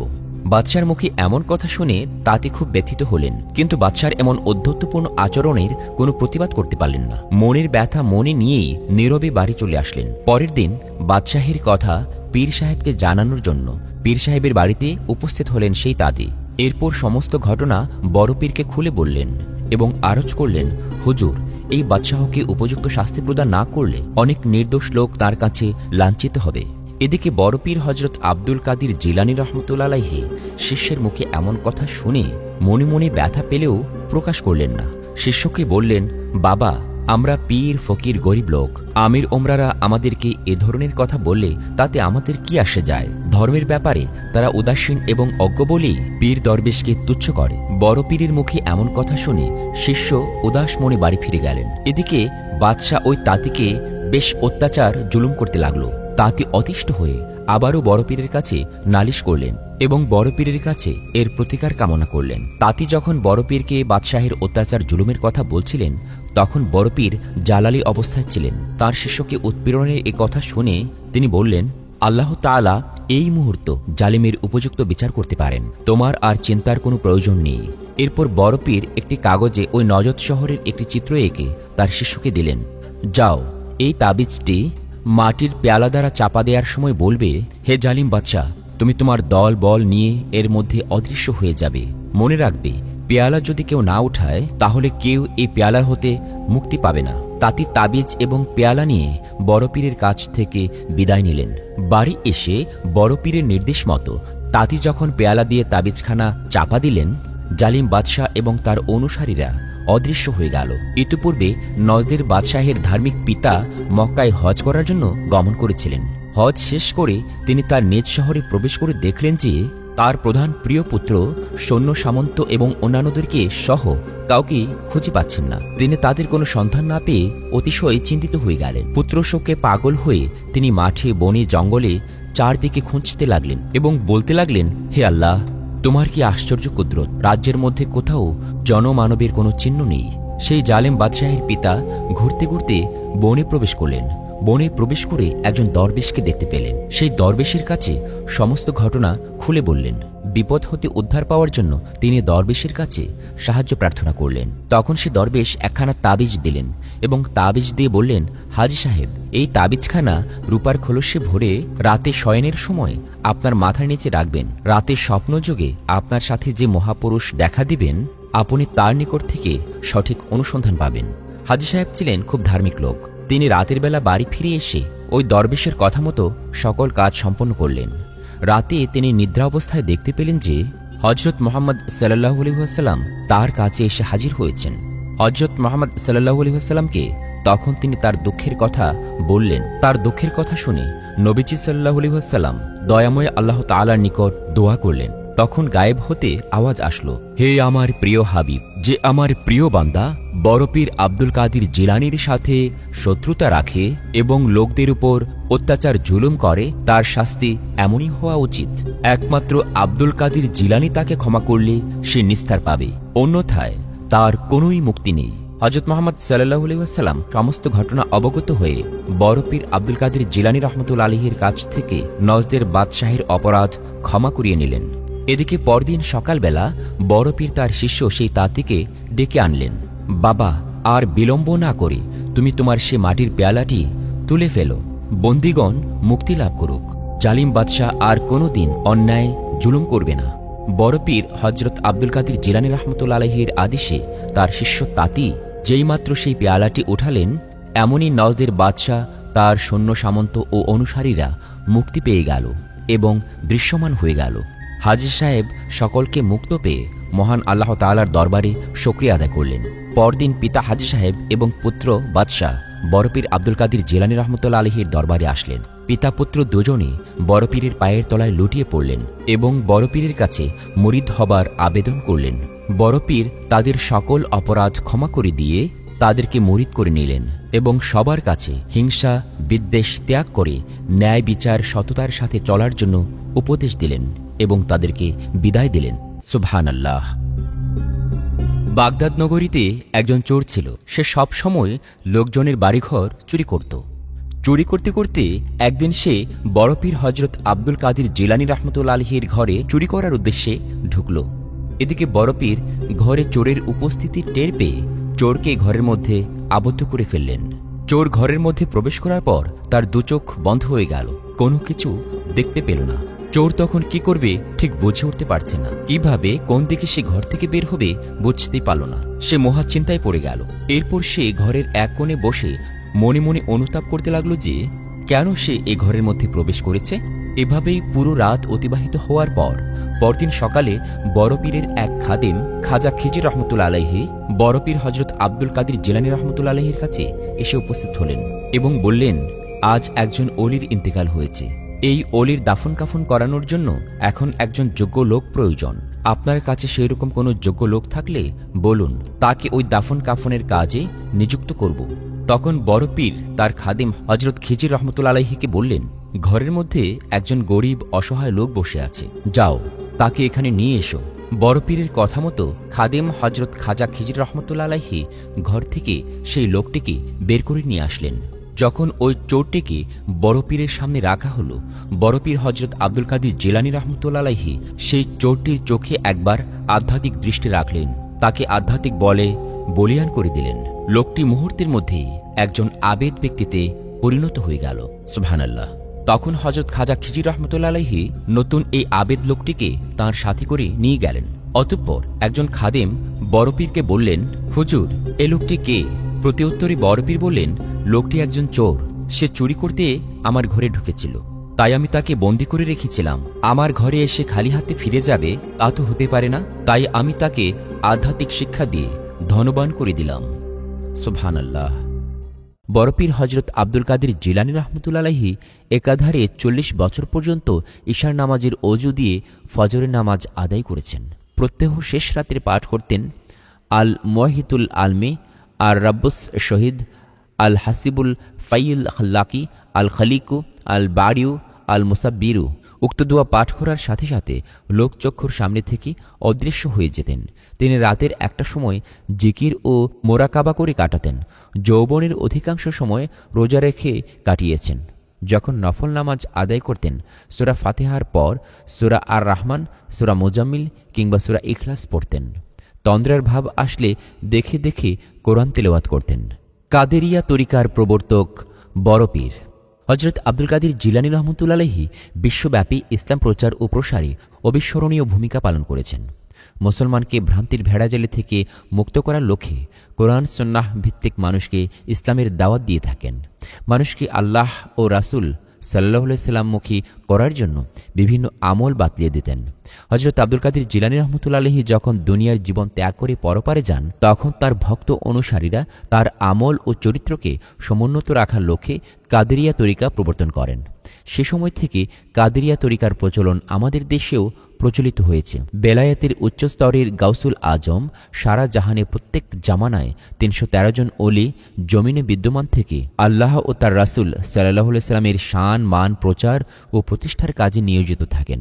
সুফিতাত্ত্বিক পরিভাষায় তাঁদের আখিয়ার বলা হয়। ৩১৩ জন অলির মধ্যে ৪০ জন আবদাল, ৭ জন আবরার, ৫ জনকে আওতাত, ৩ জন নকিব, ৪ জন নজবা ও ১ জন গাউসুল আজম থাকেন, যাকে কুতুবুল আউলিয়া বা সুলতানুল আউলিয়া বলা হয়। বাকিরা অন্যান্য সাধারণ পর্যায়ের অলি। তৎজমানায় গাউসগণের মধ্যে যিনি সর্বোচ্চ মর্যাদায় অভিষিক্ত, বেলায়েতে উজমা ও গাউসিয়তে কুবরার সুমহান আসনে অধিষ্ঠিত ছিলেন, তিনি হচ্ছেন হযরত আব্দুল কাদির জিলানী রহমতুল্লাহ আলাইহি। এবারই বলছি বড়পীর আব্দুল কাদির জিলানী রহমতুল্লাহ আলাইহির বেশ কিছু উপদেশ, যা প্রতিটি মানুষের কাজে লাগবে সারা জীবন। গৌসুল আজম বড়পীর আব্দুল কাদির জিলানী রহমতুল্লাহ আলাইহি উপদেশের এমন সব মণিমুক্তা ছড়িয়ে রেখে গেছেন, যার ঔজ্জ্বল্য কোনো দিনই হারাবে না। যেমন তিনি বলেন, মুমিনের কাজ তিনটি: আল্লাহর হুকুম পালন করা, তার নিষিদ্ধ কাজ থেকে বিরত থাকা এবং তার ইচ্ছাসিন্ধুতে নিজেকে বিলীন করে দেয়া। প্রথমে ফরজ, পরে সুন্নত ও তারপরে নফল। ফরজ ছেড়ে সুন্নত নফল নিয়ে মশগুল থাকা আহাম্মকি। সুন্নত আদায় বাকি রেখে নফল আদায়ের চেষ্টাও কোনো মূল্য নেই। ফরজ ছেড়ে দিয়ে সুন্নত ও নফল নিয়ে থাকা বাদশাহকে পরিত্যাগ করে গোলামের খিদমতে আত্মনিয়োগের শামিল। শুধু প্রতিমা পূজার নামে শিরক নয়, প্রবৃত্তির দাস করাও শিরকের শামিল। আসুন তার জীবনের দুটো ঘটনা থেকে আমরা উপদেশ গ্রহণ করি। একবার এক মরু প্রান্তরে হযরত আব্দুল কাদির জিলানী রহমতুল্লাহ আলাইহি ভ্রমণ করছিলেন। ইবাদত বন্দেগী ও জ্ঞান সাধনার এক বিশেষ ক্ষণে অদৃশ্য থেকে আওয়াজ এলো, হে আব্দুল কাদের, আমি তোমার প্রতি সন্তুষ্ট। সাধনার মাধ্যমে তুমি আজ এমন এক পর্যায়ে উপনীত হয়েছ যে আমি আল্লাহ তোমার সন্তুষ্ট হয়ে গিয়েছি। অতএব এখন থেকে শরীয়তের কোনো বিধান তোমার উপর বাধ্যতামূলক নেই। তুমি ইবাদত করো বা না করো, এতে কিছু আসবে যাবে না। যে কোনো ধরনের কাজে তুমি এখন থেকে স্বাধীন। এ ধরনের কথা শুনে বড়পীর হযরত আব্দুল কাদির জিলানী রহমতুল্লাহ আলাইহি খুব দৃঢ়তার সাথে লা হাওলা ওয়ালা কুওয়াতা ইল্লা বিল্লাহি পড়লেন। অদৃশ্য আওয়াজটি বন্ধ হয়ে গেল। তিনি বলতে লাগলেন, হে অভিশপ্ত শয়তান, তোর কুমন্ত্রণা থেকে আমি আল্লাহর আশ্রয় প্রার্থনা করি। তোর এ প্রস্তাব শুনেই আমি বুঝতে পেরেছি যে এ তোর ভয়াবহ কৌশল, আমাকে পথচ্যুত করার এক মারাত্মক কুটচাল। কেননা পবিত্র কোরআনে আছে, আল্লাহ কোনো মানব সন্তানের সাথে সরাসরি কথা বলেন না। তাছাড়া সাধনার কোনো পর্যায়েই ইবাদত বন্দেগীর দায়িত্ব কারো উপর থেকে তুলে নেওয়া হয় না। শরীয়ত অমান্য করার নির্দেশ আল্লাহ কখনো কোনো ব্যক্তিকে দেন না। তোর আওয়াজ শোনা মাত্রই আমি বুঝতে পেরেছি যে এমন বাণী আল্লাহর পক্ষ থেকে আসতে পারে না। এ নিশ্চয়ই শয়তানের কৌশল। এই কথা শুনে শয়তান বলল, এ ধরনের কথা বলে এর আগে আমি এই প্রান্তরেই অন্তত ২৭ জন সাধকের সর্বনাশ করেছি। আজ আপনি নিজ প্রজ্ঞা, জ্ঞান ও উচ্চ পর্যায়ের সাধনা বলেই রক্ষা পেয়ে গেলেন, হে যুগশ্রেষ্ঠ অলি। তখন এই কথা শুনে বড়পীর আবার বললেন, লা হাওলা ওয়ালা কুওয়াতা ইল্লা বিল্লাহি, অর্থাৎ আল্লাহর খাস রহমত ছাড়া ধূর্ত প্রতারক শয়তান থেকে বেঁচে থাকার কোনো শক্তি ও ক্ষমতা আমার নেই। শয়তানের প্ররোচনা থেকে রক্ষা পাওয়ারও দোয়া আল্লাহর প্রিয় নবী সাল্লাল্লাহু আলাইহি সাল্লাম আমাদের শিক্ষা দিয়ে দিয়েছেন। হযরত জিলানী রহমতুল্লাহ আলাইহি এই দোয়া পড়ে বলতে লাগলেন, ঘটনার শেষ অংশে এসে তুই আমাকে নতুন করে আবার ধোঁকা দেওয়ার চেষ্টা করছিস। হে বিতাড়িত শয়তান, তুই বুঝতে চাইছিস যে আমার জ্ঞান ও প্রজ্ঞার দ্বারা আমি রক্ষা পেয়েছি, অথচ আমি যে দোয়াটি পড়েছি এতে বলা আছে আল্লাহর সাহায্য ও করুণা ছাড়া রক্ষার কোনো উপায় বান্দার নেই। এই মন্তব্য শুনে শয়তান বলল, সত্যি আপনি আল্লাহর প্রকৃত খাস বান্দা, কোনোভাবেই আমি আপনাকে খোদা বিমুখ করতে পারলাম না। এই কথা বলে শয়তান ব্যর্থ হয়ে দূরে সরে গেল। আরেকদিনের ঘটনা, বড় পীরের মাতা তাকে জ্ঞান অর্জনের উদ্দেশ্যে বাগদাদে পাঠানোর প্রাক্কালে 40টি দিরহাম তার কাপড়ে সেলাই করে দিলেন এবং মিথ্যা কথা না বলার জন্য নসিহত করলেন। প্রতিমধ্যে একদল ডাকাত তার কাফেলা আক্রমণ করল, সবার কাছ থেকে সবকিছু লুটপাট করে নিল। আব্দুল কাদের জিলানী একপাশে দাঁড়ানো ছিলেন। ডাকাতরা তার কাছে কিছু আছে কিনা জিজ্ঞেস করলে তিনি বললেন তার কাছে 40 দিরহাম আছে। অতঃপর তারা আব্দুল কাদের জিলানীকে তাদের সর্দারের কাছে নিয়ে গেলেন। সর্দার পুনরায় তার কাছে জানতে চাইল এ কথা সত্য কিনা। গাউসুল আজম নির্দ্বিধায় বললেন তা সত্য। ডাকাত সর্দার জানতে চাইল এরকম অকপটে সত্য কথা বলার কারণ কি। গাউসুল আজম বললেন মায়ের নির্দেশ সর্বাবস্থায় সত্য কথা বলার। এই কথা শুনে ডাকাত দলের সর্দারের মনে ভাবের সৃষ্টি হল এবং মনে হতে লাগলো এই বালক তার মায়ের আদেশ পালন করার জন্য নিজের শেষ সম্বলটুকু হাতছাড়া হবে জেনেও অকপটে সত্য কথা বলল। আর আমরা আল্লাহ রাসূলের সাল্লাল্লাহু আলাইহি ওয়াসাল্লাম নির্দেশ ভুলে গিয়ে আজীবন মানুষের উপর কতই না অত্যাচার জুলুম করে চলেছি। তার সততার গুণে অনেকগুলো মানুষ হিদায়েত পেল। রুহের জগতে বড় পীর রহমতুল্লাহ আলাইহি মহান আল্লাহ তাআলা স্বীয় অসীম কুদরতে আরশ কুরসি লৌহে মাহফুজ সৃষ্টি করলেন। এরপর সৃষ্টি করলেন 1,00,000 কিংবা 2,24,000 পয়গম্বরী রুহ। এরপর রোজ কিয়ামত পর্যন্ত জন্মগ্রহণকারী মানব দানব জিন পরি সবশেষে ইতর প্রাণীদের রুহ বা আত্মা সৃষ্টি করলেন। হজরত আদম আলাইহিসসালামকে দুনিয়াতে পাঠাবার পূর্বে বেহেশতের আলমি আরওয়া নামক সুশোভিত উদ্যানে সুখে শান্তিতে বসবাস করতে আদেশ করলেন। বেহেশতে হজরত আদম আলাইহিসসালামের জীবনযাপন সুখ আরামে কাটতে লাগল। তিনি সদা সর্বদা মনে আল্লাহ তাআলার উপাসনা করতে লাগলেন। একদিন হজরত আদম আলাইহিসসালাম বেহেশতের সে উদ্যানে অগণিত অদৃশ্য আত্মার কলকোলাহল দেখে আল্লাহ পাকের কাছে আরজ করলেন, হে মহান প্রভু, আমার সম্মুখে অনিন্দ সুন্দর যে সকল আত্মারা মহানন্দে ঘুরে বেড়াচ্ছে, এরা কারা? তাদের পরিচয় কি? আমি যে তাদের বারে বারে দেখেও তৃপ্তি মেটাতে পারছি না। যতই দেখি ততই তাদের দেখবার ইচ্ছে বাড়ছে। আমি কেনই বা তাদের দর্শনে আনন্দে আত্মহারা হয়ে পড়ছি? মহান রাব্বুল আলামিন জবাব দিলেন, হে আদম, তুমি যাদের তোমার চারদিকে দেখছ এবং যাদের অপরূপ সৌন্দর্য দেখে অভিভূত হয়ে পড়ছ, তারা তোমারই ভবিষ্যৎ বংশধরদের পবিত্র আত্মাসমূহ। হে আদম, তুমি তোমার আত্মার আত্মীয় ভবিষ্যৎ বংশধরদের চিনে রাখো, কারণ আর কখনো তুমি তাদের এই রূপ একত্রে দেখবার সুযোগ পাবে না। হজরত আদম আলাইহিসসালাম আত্মার রাজ্যে তাকিয়ে দেখলেন দলে দলে বিভক্ত হয়ে আত্মারা মহান আল্লাহর গুণগান করছে। কাফেলায় কাফেলায় আত্মারা ঘুরে ফিরে বেড়াচ্ছে। এক কাফেলা দেখতে পেলেন, তাহা অলি আল্লাহগণের আত্মা সকল। আরেকটি কাফেলা দেখলেন, তারা হলেন মমিন মুসলমান নরনারী। এভাবে পাপী তাপীদের আত্মার কাফেলা, যুবক যুবতী বালক বালিকাদের আত্মার কাফেলার সারি সারি ঘুরে বেড়াতে দেখলেন। তারা আল্লাহ তাআলার একত্বের সাক্ষী দিচ্ছে, জিকির করছে, সুমধুর কণ্ঠে আল্লাহর পবিত্র গুণাবলী সমৃদ্ধ নাম ঘোষণা করছে। বেহেশতের বাগান তাদের জিকির রূপে মুখরিত হয়ে উঠছে। হজরত আদম আলাইহিসসালাম তাঁর বংশধরদের এভাবে প্রত্যক্ষ করে আনন্দিত হলেন এবং বারবার চোখ ফিরিয়ে তাদের দেখতে লাগলেন। তাঁর হৃদয়ে এক মহা আনন্দ স্রোত বয়ে চলল। মুগ্ধচিত্তে শুধু দেখতে দেখতে মহান আল্লাহর প্রশংসা করতে লাগলেন। আত্মার কাফেলা দেখতে দেখতে হজরত আদম আলাইহিসসালামের এক নজরে আসলো অলি আল্লাহদের কাফেলার সম্মুখে একটি আত্মা নেতৃত্ব দিয়ে কাফেলাকে পরিভ্রমণ করাচ্ছে। এই আত্মাটি অতি উজ্জ্বল এবং অতি সুন্দর। সহসাই অনিন্দ সুন্দর আত্মাটি হজরত আদম আলাইহিসসালামের দৃষ্টি কেড়ে নিল। তিনি আত্মাটির অপূর্ব জ্যোতি দর্শনে মুগ্ধ হয়ে মহান আল্লাহর দরবারে আরজ করলেন, হে পরম করুণাময় মাবুদ, ওই আত্মাটি আমার কোন সন্তানের? আমি তার পরিচয় জানতে পারলে যার পরনায় খুশি হতাম। আল্লাহ রাব্বুল আলামিন জবাব দিলেন, হে আদম, তুমি সুসংবাদ শ্রবণ করো। তোমার ওই সন্তানের নাম মহিউদ্দিন আব্দুল কাদের জিলানী। নবুয়তের ধারা বন্ধ হবার পর, আখিরি নবীর আবির্ভাবের পর, যখন দুনিয়ায় তোমার বংশধরেরা বিপদগামী হতে থাকবে, তখনই তার জন্ম হবে। সে হবে তামাম সৃষ্টির নিকট অধিক মর্যাদাবান, মারিফাতের সর্বগুণে গুণান্বিত, ইসলাম ধর্মের অন্যতম সংস্কারক, আমার আশিক বান্দা এবং আউলিয়া দরবেশের মধ্যে শ্রেষ্ঠ, তাপস চূড়ামণি। তার পৃষ্ঠদেশে আমার প্রিয় হাবিব খাতিমুন নবী হযরত মুহাম্মদ সাল্লাল্লাহু আলাইহি ওয়াসাল্লাম এর পদচিহ্ন অঙ্কিত থাকবে। আমার এই বান্দা স্বীয় কঠিন তপস্যাবনে বাতিনি রহস্যসমূহে জ্ঞান লাভ করবে, ইসলামের গৌরব ও নীতিমালাকে সুসংঘবদ্ধ করে দুনিয়া ও আখেরাতের স্বীয় কীর্তি স্থাপন করবে। মহান আল্লাহ তাআলার বাণী শ্রবণ করে হজরত আদম আলাইহিসসালাম অত্যন্ত খুশি হলেন, শকরগুজারি করলেন এবং মস্তক নত করে সিজদা করলেন মহান প্রভুর উদ্দেশ্যে। আউলিয়াকুল শ্রেষ্ঠ হজরত আব্দুল কাদির জিলানী রহমতুল্লাহ আলাইহির পবিত্র আত্মা পৃথিবীতে আসবার লক্ষ লক্ষ বছর আগে বেহেশতের উদ্যানে পবিত্র আত্মাসমূহের কাফেলায় পরিভ্রমণ করত মহান আল্লাহর প্রশংসায় কার্যরত রহিলেন। এবারে বলছি হজরত মোহাম্মদ সাল্লাল্লাহু আলাইহি ওয়াসাল্লামের জবানিতে বড় পীরের আগমনের খোঁজ খবর।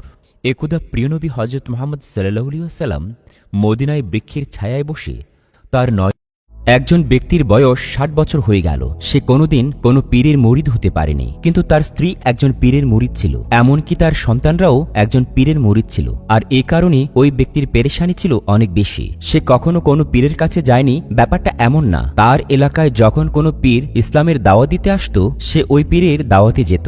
সে ওই পীরের মজলিসে বসে পীরের পা থেকে মাথা পর্যন্ত দেখত। এতে তার পীরকে পছন্দ না হলে চলে আসতো, কিন্তু যদি কোনো পীরকে তার পছন্দ হতো এবং পীরের কোনো কথা ওই ব্যক্তির পছন্দ না হতো, তখনই সে বলতো, এই কথা একদমই ঠিক নয়, আমি এ পীরকে একদমই বিশ্বাস করি না, সে কোনো সত্যিকারের পীর হতে পারে না এবং সে পীর হবার কোনো যোগ্যতা রাখে না। এমনকি সে যদি কোনো পীরকে দেখত, সেই পীর জুতা কখনো ডান পায়ে না পড়ে প্রথমে বা পায়ে পড়েছে, সে সঙ্গে সঙ্গে বলে উঠত, না, এটা একদম ঠিক নয়, এই ব্যক্তি পীর হতেই পারে না। অর্থাৎ ওই ব্যক্তির স্বভাবটাই ছিল সবসময় মানুষের ভুল ধরা। একদিন তার স্ত্রী তাকে বলল, আপনি জলদি কোনো পীরের মুরিদ হয়ে যান, তাছাড়া জীবন বা মৃত্যুর কোনো ভরসা নেই। যদি কোনো পীরের সান্নিধ্য ব্যতীত আপনি মৃত্যুবরণ করেন, তবে অনেক বড় ভুল হয়ে যেতে পারে। অনেক বড় বড় বুজুর্গ ব্যক্তিরা বলেন, যার কোনো পীর নেই তার পীর হয় শয়তান, কিন্তু জবাবে সেই ব্যক্তি বলে, এতে আমার কিছুই যায় আসে না, যতদিন পর্যন্ত আমি কোনো ভালো পীরের সন্ধান না পাচ্ছি ততদিন পর্যন্ত আমি কোনো পীরের মুরিদ হব না। এবার তার স্ত্রী বলে,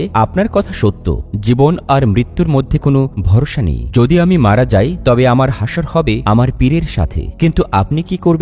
মৃত্যু যে কোনো সময় আসতে পারে। এবার সে ব্যক্তি তার স্ত্রীর কথা শুনে চুপ হয়ে যায়। এবার তার টনক নড়ে। সে মনে মনে ভাবতে থাকে, আমার স্ত্রী সঠিক কথাই বলেছে, জীবন আর মৃত্যুর তো আসলেই কোনো ভরসা নেই। যদি এমন হয় আমি আগামীকাল যদি সূর্য দেখতে না পাই তবে আমার কি হবে? এসব বিষয় চিন্তা করতে করতে ওই সময়ে এশার আজান পড়ে যায়। আর এশার নামাজ আদায় করে লোকটি বিছানায় শুয়ে পড়ে, কিন্তু তার ঘুম আসছিল না। তার মাথায় শুধু একটা বিষয় ঘুরপাক খাচ্ছিল, যদি আমি পীরের সান্নিধ্য ছাড়াই মারা যাই তাহলে হাসরে আমার কি হবে? এই কথা ভাবতে ভাবতেই রাতের একদম শেষ ভাগ চলে আসে। সে তখন উঠে আল্লাহ তাআলার কাছে দোয়া করে এবং বলে, হে মহান রাব্বুল আলামিন, আমি অনেককে দেখেছি, অনেক তালাশ করেছি, তাদের সমস্ত কিছুই আমি লক্ষ্য করেছি, কিন্তু আমি শুধু তাদের কমতিগুলোই দেখেছি। এখন থেকে আমি আর এমনটা করব না। আমি আজই ঘর ছাড়ব এবং যাকে আমার চোখে পড়বে তাকে আমি পীর বানিয়ে নেব। এরপর ওই ব্যক্তি এই নিয়তে ঘর থেকে বের হয়ে যায়। বের হয়ে সে দেখতে পায় চোরদের কাফেলা যাচ্ছে, আর সে সেখানে দেখতে পায় চোরদের চুরি করা মাল বোঝাই অবস্থায় আছে। ওই ব্যক্তিটি দাঁড়িয়ে দাঁড়িয়ে ওই দৃশ্যগুলো দেখছিল। তখন সে কাফেলার একদম পেছনের যে চোরটি ছিল, সে ওই ব্যক্তিটি তার কাছে চলে যায়। ওই ব্যক্তি লক্ষ্য করল এই চোরটি তার চেহারা লুকিয়ে রেখেছে। এবার এই ব্যক্তির ওয়াদার কথা মনে পড়ে। তার ওয়াদা ছিল, যে ব্যক্তি তার সামনে চলে আসবে সে তাকেই তার পীর বানিয়ে নেবে। এই কথা মনে পড়া মাত্রই কোনো কিছু চিন্তা না করেই সে চোরের পা জড়িয়ে ধরে এবং বলতে থাকে, পীর সাহেব, আমাকে আপনার মুরিদ বানিয়ে নিন। সেই চোর ভীষণ অবাক হয়ে গেল আর চিন্তা করতে থাকে, এই ব্যক্তি আমাকে কেন পীর সাহেব বলছে? তখন সে চোর বলে, ভাই, আমাকে দেখে কি তোর পীর মনে হচ্ছে? আমি তো একজন চোর, আমি কি করে তোর পীর হব? এবার ওই ব্যক্তিটি বলে, এতে আমার কিছু যায় আসে না, আমি আমার আল্লাহ তাআলার কাছে ওয়াদা করেছি, আজ প্রথমেই আমার যাকে চোখে পড়বে তাকে আমি পীর বানিয়ে নেব। আজ আমি সবার প্রথমে তোমারই দেখা পেয়েছি, আর তুমি এখানে একা আসনি, আমার আল্লাহ তাআলা তোমাকে এখানে পাঠিয়েছেন। এবার চোর অনেকটা পেরেশান হয়ে গেল। এই ভাই, তুমি কি পাগল নাকি? আমি সামান্য একজন চোর। এই কাফেলায় যাদেরকে দেখতে পাচ্ছ তারা সবাই চোর। আমি কিভাবে তোমাকে সৎ উপদেশ দেব? তুমি যদি আমাকে এভাবেই ধরে রাখো তাহলে আমার কাফেলা আমাকে ছেড়ে অনেক দূরে চলে যাবে। এদিকে ওই ব্যক্তিও ছিল নাছোড়বান্দা। সে বলতে থাকে, তুমি যেই হও, চোর হও বা গুনাহগার হও, আমাকে আগে তোমার মুরিদ বানাও, তারপরে চলে যাও। এবার চোর বলে, আচ্ছা তুমি এমন পাগলামি কেন করছো বলো তো? আমি তো নিজেই পাপের মধ্যে ডুবে আছি, আর আমার গুনাহ এতই বেশি যে আমি জানি না আখেরাতে আমার কি হবে। অতএব আমি কি করে তোমাকে আমার মুরিদ বানাবো? বানাবো। এবার সেই চোর ওই ব্যক্তিটিকে তার সমস্ত চুরির কাহিনী বলে, যাতে করে সে ওই লোকটির কাছ থেকে মুক্তি পেতে পারে। কিন্তু ওই ব্যক্তিও ছিল খুবই জেদি, সে কোনোভাবেই চোরের পা ছাড়ছে না এবং বলে, আমি আপনার কথায় মুগ্ধ হয়েছি, আমি আপনাকে ছাড়ব না। চোর অবাক হয়ে জিজ্ঞেস করে, কিন্তু কেন? তখন ওই ব্যক্তিটি বলে, আজ পর্যন্ত আমি যতগুলো পীর দেখেছি সবাই শুধু নিজের প্রশংসাই করে, আর তুমি তো নিজের প্রশংসা করছোই না, বরং নিজের খারাপ কাজের কথাগুলোই বলছো। আমি বুঝে নিয়েছি, আমি এতদিন পর্যন্ত যেসব পীরকে দেখেছি তারা সকলেই নকল ছিল, কিন্তু তুমি একমাত্র ব্যক্তি যে যাকে আমি আসল রূপে পেয়েছি। এবার চোর ভাবতে লাগলো, হে আল্লাহ, এ কেমন পরিস্থিতি আমার জন্য। আমি তাকে আমার গুনাহের কথা বললাম যাতে সে আমাকে ছেড়ে চলে যায়, কিন্তু উল্টো সে আমাকে আরো আঁকড়ে ধরেছে। এবার চোর বলল, আচ্ছা যা, তাহলে তুই আমার মুরিদ, আমি তোর পীর, তাই না? তখন সে ব্যক্তিটি বলল, জি হুজুর, আপনি আমার পীর, আমি আপনার মুরিদ। তখন চোর বলল, তাহলে তো পীরের হুকুম মানা খুবই জরুরি। তখন সে ব্যক্তিটি বলল, জি হুজুর, আপনি যদি আমার জানও চান তাহলে আমার জানটাও আপনার পায়ের কাছে কোরবান দিয়ে দিব। তখন চোর বলল, ঠিক আছে, তোমাকে জান দিতে হবে না, তুমি শুধু এতটুকু করো, আমার পাটা ছেড়ে দাও। কিন্তু জবাবে ওই ব্যক্তি বলল, আপনি আমার পীর, আমি আপনাকে আমার গর্দান দিয়ে দেব, কিন্তু যেতে দেব না, প্রথমে আমাকে আপনার মুরিদ বানিয়ে নিন। তখন চোরটি ভাবতে লাগলো, এ তো খুব জেদি লোক, আমাকে বরং অন্য কোনো রাস্তা ভাবতে হবে। তখন সে চোরটি বলল,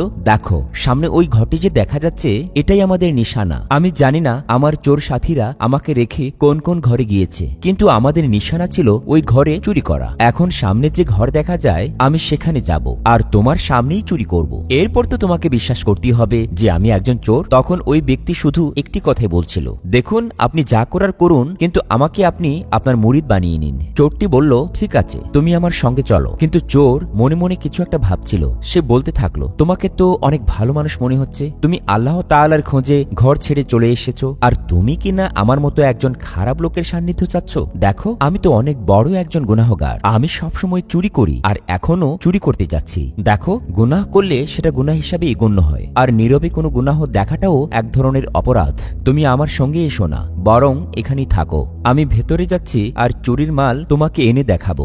এরপরও যদি তোমার মনে হয় আমি কোনো চোর নই, আমি একজন পীর, তাহলে আমি তোমাকে মুরিদ বানাবো। এই কথা শুনে সেই ব্যক্তি বলল, ঠিক আছে, আমাকে ওয়াদা করো। চোর বলল, হ্যাঁ আমি ওয়াদা করছি। এরপর সেই চোরটি ভেতরে চলে গেল এবং ওই ব্যক্তিটি বাহিরেই অপেক্ষা করতে থাকে। যখন চোরটি ভেতরে চলে যায় তখন সে দেখলো পুরো বাড়িটি অন্ধকার আর ভেতরে একটুও আলো নেই, ভেতরে শুধুমাত্র একটি কুপি জ্বলছিল। সেই চোর অন্ধকারের মধ্যেই হাত সাফাই করতে শুরু করে, কিন্তু অন্ধকারে সে কিছু দেখতে পাচ্ছিল না এবং কিছু পাচ্ছিলও না। অনেকক্ষণ খোঁজাখুঁজির পর সে একটা তসবিহ খুঁজে পায় এবং অন্য পাশে একটি জায়নামাজ পায়। আরো একটু সামনে যাওয়ার পর সে বুঝতে পারে এটি একটি নামাজের ঘর। এবার তার মনে হলো এই বাড়ির মালিক তো খুব সুন্দর পোশাক পরে বাহিরে যায়, তাহলে তার ঘরে কিছু নেই কেন? তাকে দেখে তো সবসময় ধনীই মনে হয়েছে, কিন্তু এখন দেখা যাচ্ছে সে একজন গরিব কাঙাল। চোর এভাবে চুরি করছিল আর ভাবছিল। অন্যদিকে বড় পীর আব্দুল কাদের জিলানী রহমতুল্লাহ আলাইহি সবকিছু দেখছিলেন। যখন তিনি চোরের চুরি করা দেখছিলেন তখন তার সামনে হযরত খিজির আলাইহিসসালামের আগমন ঘটে। হযরত খিজির আলাইহিসসালাম বলেন, হে আব্দুল কাদের জিলানী, বাগদাদে পীরের অভাব রয়েছে, সকালে সূর্য ওঠার আগেই কাউকে পীরের উপাধি দিয়ে দিন। প্রিয় দর্শক শ্রোতা, এবার আমাদের বড় পীর হযরত আব্দুল কাদের জিলানী রহমতুল্লাহ আলাইহির কীর্তি দেখুন। বড় পীর বললেন, এদিক সেদিক যাওয়ার কোনো দরকার নেই, এক চোর আমার ঘরে এসেছে, অনেকক্ষণ ধরে সে হাত সাফাইয়ের চেষ্টা করছে, কিন্তু এখন পর্যন্ত সে কিছুই পায়নি। এমন যেন না হয় সে বাগদাদে গিয়ে বলে, আমি বড় পীরের ঘরে কিছুই পাইনি। হে খিজির আলাইহিসসালাম, এজন্য আমি ফয়সালা করেছি এই চোরকে পীর বানিয়ে দেব। এবারে যে বড় পীরের তীর সঠিক নিশানায় লাগে এবং সে চোর একজন পীরের মুরিদ হয়ে যায়। এরপর বড় পীর সেই চোরকে 3 দিন যাবৎ নিজের নজরবন্দি করে রাখেন। 3 দিন পর বড় পীর বলেন, হে আমার মুরিদ, তোমাকে আমি এই কারণে পীর বানাইনি যে তুমি শুধুমাত্র আমাকেই দেখতে থাকো, এখন থেকে তোমার অনেক দায়িত্ব রয়েছে। হে আমার মুরিদ, বাগদাদের জমিন তোমার অপেক্ষায় রয়েছে। এভাবে সেই চোরকে বড় পীর আব্দুল কাদের জিলানী রহমতুল্লাহ আলাইহি খেলাফতের দরজা খুলে দেন এবং তাকে নিজের খলিফা বানিয়ে নেন। যখন চোরটি চলে যাচ্ছিল তখন বড় পীর আব্দুল কাদের জিলানী রহমতুল্লাহ আলাইহি বলেন, হে আমার বেটা, শুনে যাও, বাহিরের দরজায় তোমার এক মুরিদ অপেক্ষায় রয়েছে। প্রথমে দরজার বাহিরের ব্যক্তিটিকে মুরিদ করে নেবে, এরপর তুমি বাগদাদে যাবে। সুবহানাল্লাহ। প্রিয় দর্শক শ্রোতা, এই ছিল সেই ব্যক্তি যে মাঝরাতে চোরকে খুঁজতে গিয়েছিল। আর অন্যদিকে বড় পীরের দৃষ্টির কথা একবার ভাবুন, তিনি কিভাবে একজন চোরকে পীর বানিয়ে দিলেন, আর তিনি না দেখেই বললেন 3 দিন ধরে তার এক মুরিদ বাহিরে অপেক্ষা করছে। সুবহানাল্লাহ।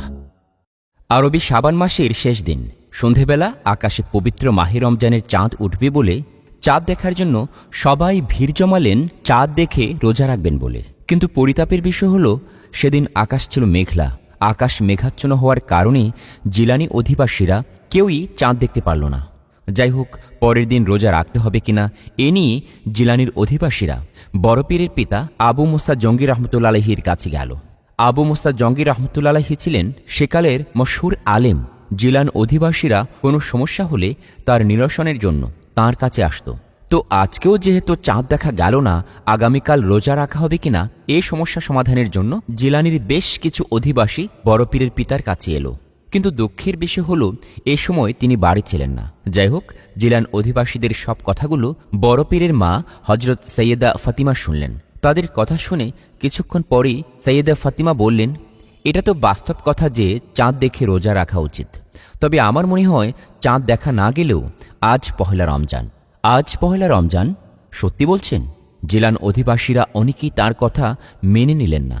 তারা সৈয়দা ফাতিমাকে প্রশ্ন করলেন, আপনি কিভাবে অনুধাবন করলেন যে আজ পহেলা রমজান? তিনি কিছু সময় ভাববার পর বললেন, আমার ছোট্ট শিশু সন্তান সেহরির পর হতে আর দুধ পান করেনি।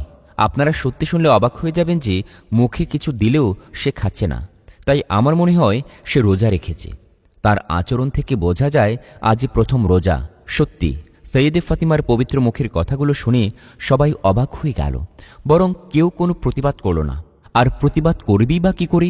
বড় পীরের মা যেমন একজন বুজুর্গ ব্যক্তি ছিলেন, তেমনি তার পিতাও তো একজন অলি সমতুল্য মানুষ ছিলেন। আর এমন বুজুর্গ দম্পতির সন্তান তো ছোটবেলা থেকেই আল্লাহর এমন প্রিয় বান্দা হওয়ার কথা।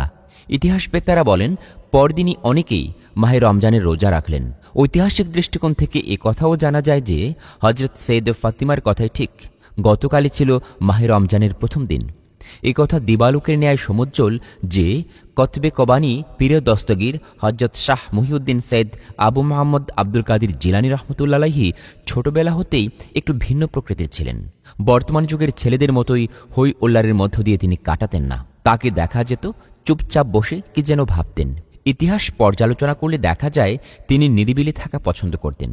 হজরত আব্দুল কাদির জিলানী রহমতুল্লাহ আলাইহির মাতা খুবই ফরহেজগার ছিলেন। তিনি সর্বদা কোরআন শরীফ তেলাওয়াত করতেন। এমন দেখা গেছে একটু সময় পেলেই তিনি কোরআন শরীফ তেলাওয়াত করতেন। তখন সত্যের সৈনিক আউলিয়া কুলের শিরোমণি হজরত আব্দুল কাদির জিলানী রহমতুল্লাহ আলাইহি পাশে বসে শুনতেন।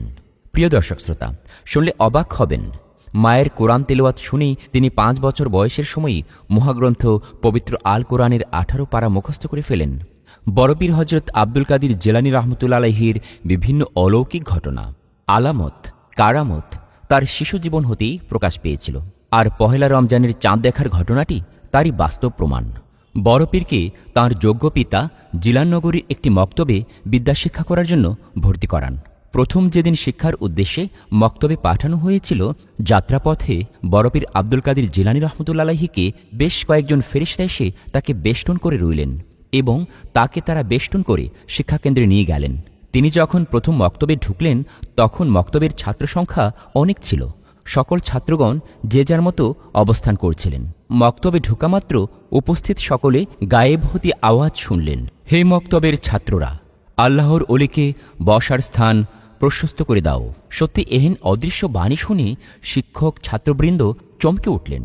যাই হোক, সাথে সাথে শিক্ষক সকল ছাত্রগণকে নতুন আগন্তুক শিশু আব্দুল কাদির জিলানী রহমতুল্লাহ আলাইহিকে জায়গা করে দিতে নির্দেশ প্রদান করলেন। ছাত্রছাত্রীগণ তৎক্ষণাৎ পাশের দিকে চেপে বসে মাহবুবে সুবহানী রুহানি জগতের খাঁটি প্রজ্ঞাদাতা হজরত আব্দুল কাদির জিলানী রহমতুল্লাহ আলাইহির জন্য জায়গা করে দিল।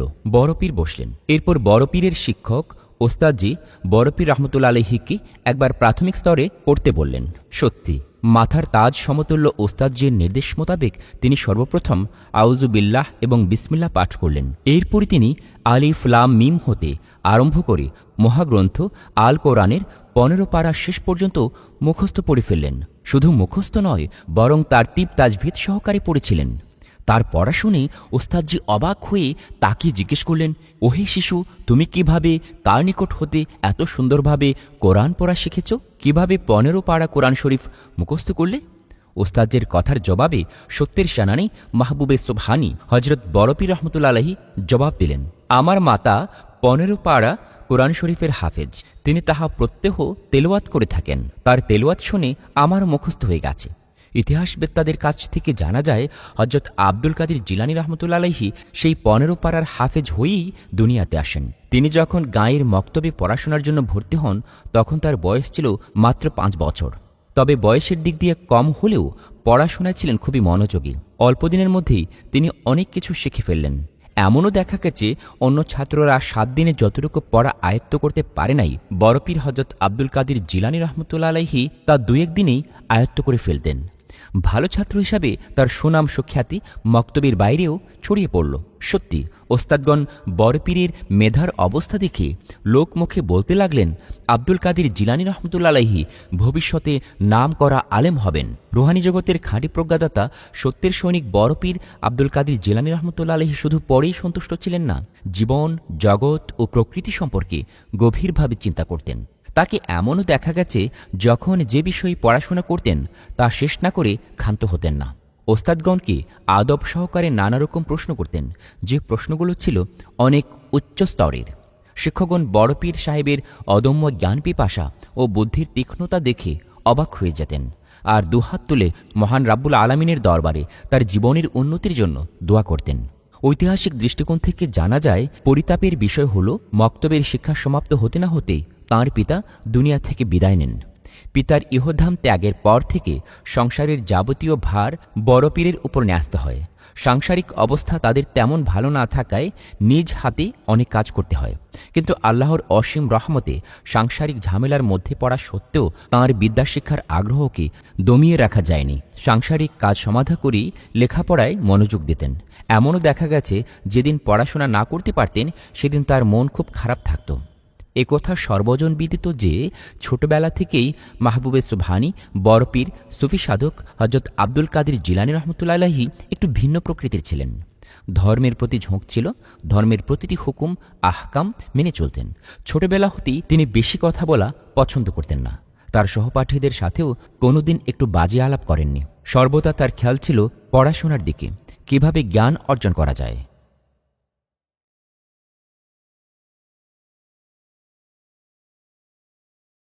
এবারই বলছি বড়পীরের পিতা আবু সালেহ রহমতুল্লাহ আলাইহির ইন্তেকাল। আবাল্যকাল হতে সঠিক সাধনা করে হযরত আবু সালেহ মুসা জঙ্গি রহমতুল্লাহ আলাইহি বার্ধক্যে একটি পুত্র সন্তান লাভ করেছিলেন। তার মনে অনেক আশা জন্মেছিল যে পুত্র রত্নটি প্রতিভা লাভ করেছে। তিনি এও আশা করেছিলেন পুত্র আব্দুল কাদের জিলানী রহমতুল্লাহ আলাইহিকে উচ্চশিক্ষায় শিক্ষিত করে তুলবেন। বার্ধক্য তাকে গ্রাস করলেও মনের আশা কি আর মিটে যায়? পুত্রের নানা অলৌকিক কর্মকাণ্ড দর্শন করে তিনি বুঝতে পারলেন যে এই সন্তান উপযুক্ত শিক্ষাদীক্ষা পেলে কালই একজন ইসলামের মহান খিদমতগার হবে, তার আজীবনের কঠোর ইবাদত বন্দেগী সফলতা লাভ করবে। তাই পিতামাতা উভয়েই বাল্যকাল হতে বড়পীরকে নিজেদের তত্ত্বাবধানে শিক্ষাদীক্ষা দিয়ে আসছিলেন। বাল্যশিক্ষা গৃহে সমাপ্ত হবার পর মক্তবে ভর্তি করে দিয়েছে। মক্তবের শিক্ষা সমাপ্ত হলে তাকে সুদূর বাগদাদে বিখ্যাত নিজামিয়া মাদ্রাসায় পাঠাবেন। সেখানের জ্ঞানীগুণী ইসলামের বুজুর্গ ব্যক্তিগণের সাহচর্যে ইসলামের সকল ধারায় বিদ্যালাভ করে প্রকৃত আলেম হবেন এরূপ আশা পোষণ করছিলেন। কিন্তু মহান রাব্বুল আলামিনের ইচ্ছা তো অন্যরূপ। পিতার আশা পূর্ণ হবে, কিন্তু তাকে তিনি দেখে যেতে পারবেন? তাঁর দুনিয়ার আয়ু শেষ হয়ে এসেছে। আল্লাহ পাকের ইশারায় তাঁর নির্দেশ মতোই দুনিয়ার সবকিছু ঘটে থাকে। মানুষের কোনো সাধ্য নেই যে নিজের ইচ্ছায় কিছু করতে পারে। আশা নিরাশার দ্বন্দ্বে হযরত আবু সালেহ মুসা রহমতুল্লাহ আলাইহি যখন দুলছিলেন তখন বড়পীর ১১ বছর বয়সে পা রাখলেন। হযরত আবু সালেহ মুসা জঙ্গি রহমতুল্লাহ আলাইহির বয়স ৯০ পার হয়ে গেছে। বৃদ্ধ মানুষ, তবু সন্তানের হাল ধরে শক্ত হাতে স্ত্রী পুত্রের ভরণ পোষণ, সন্তানের লেখাপড়া ইত্যাদি কর্ম করে যাচ্ছিলেন। মহান আল্লাহর ইবাদত বন্দেগীও কঠোরভাবে পালন করছিলেন। এমন দিনে একদা তিনি অসুস্থ হয়ে পড়লেন। ৪৮১ হিজরি সালে জিলানীর আপামর জনমণ্ডলী এবং স্বীয় স্ত্রী পুত্রকে শোকের সাগরে ভাসিয়ে এই নশ্বর দুনিয়া থেকে চিরবিদায় নিলেন। ইন্না লিল্লাহি ওয়া ইন্না ইলাইহি রাজিউন। হযরত আবু সালেহ মুসা রহমতুল্লাহ আলাইহির মৃত্যুতে গভীর শোকের ছায়া নেমে আসলো। বৃদ্ধা স্ত্রী ও বালক পুত্র বড়পীর হযরত আব্দুল কাদের জিলানী রহমতুল্লাহ আলাইহি পিতাকে হারিয়ে অস্থির হয়ে গেলেন। জনপদের লোকজন দুর্দিনের বন্ধু আল্লাহ ভক্ত মুরব্বীকে হারিয়ে শোকে মুহ্যমান হয়ে পড়ল। পিতার মৃত্যুর পর বালক আব্দুল কাদের জিলানী রহমতুল্লাহ আলাইহি সংসারের দায়িত্ব কাঁধে তুলে নিলেন। নিজের এবং বৃদ্ধা মায়ের ভরণ পোষণের জন্য পিতার পশুর পাল, চাষবাসের জমি ইত্যাদি দেখাশোনা করতে লাগলেন। এরপরও তাকে সমাজের বিবিধ কাজ করতে হতো। পিতার জমি জমা, ফলের বাগান এবং সাংসারিক ঝামেলায় বড় পীরের মন বসত না। তার বিদ্যাচর্চা, ইবাদত বন্দেগীতে বাধার সৃষ্টি হতে লাগল। একাগ্র চিত্তে অনির্দিষ্টকালের জন্য ইবাদত করবেন সংসার পরিচালনায়, দায়িত্ব পালনের চাপে তা সম্ভব হয়ে উঠত না। বড় পীরের মনেও অনেক আশা, তিনি বিদেশে পড়াশোনা করবেন, ইসলামের শরীয়ত মারিফতের তত্ত্ব শিক্ষালাভ করবেন, কিন্তু সংসার জীবনে কাজকর্ম তাহার আশা আকাঙ্ক্ষার পথে বিঘ্ন সৃষ্টি করছে। এ দেখে তিনি নিরাশায় ভুগতে লাগলেন। পুত্রের মানসিক অবস্থা সম্পর্কে বৃদ্ধা জননী খেয়াল রাখতেন।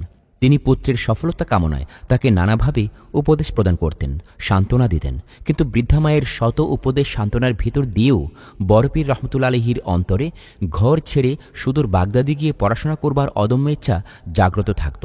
এমনভাবে আশা নিরাশার ভেতর দিয়ে সংসারের যাবতীয় কাজকর্ম সম্পাদন করে বালক একটু অবসর পেলেই গভীরভাবে ইবাদত বন্দেগীতে কাটাতে লাগলেন। মায়ের সেবা, সমাজের জনহিতকর কাজে নিজেকে নিয়োজিত রেখে চললেন। বাগদাদ শহর। তৎকালীন যুগে বাগদাদ ছিল পৃথিবীর ইতিহাসে শ্রেষ্ঠ নগরী। সকল শিক্ষার কেন্দ্রবিন্দু ছিল এই বাগদাদ নগরী।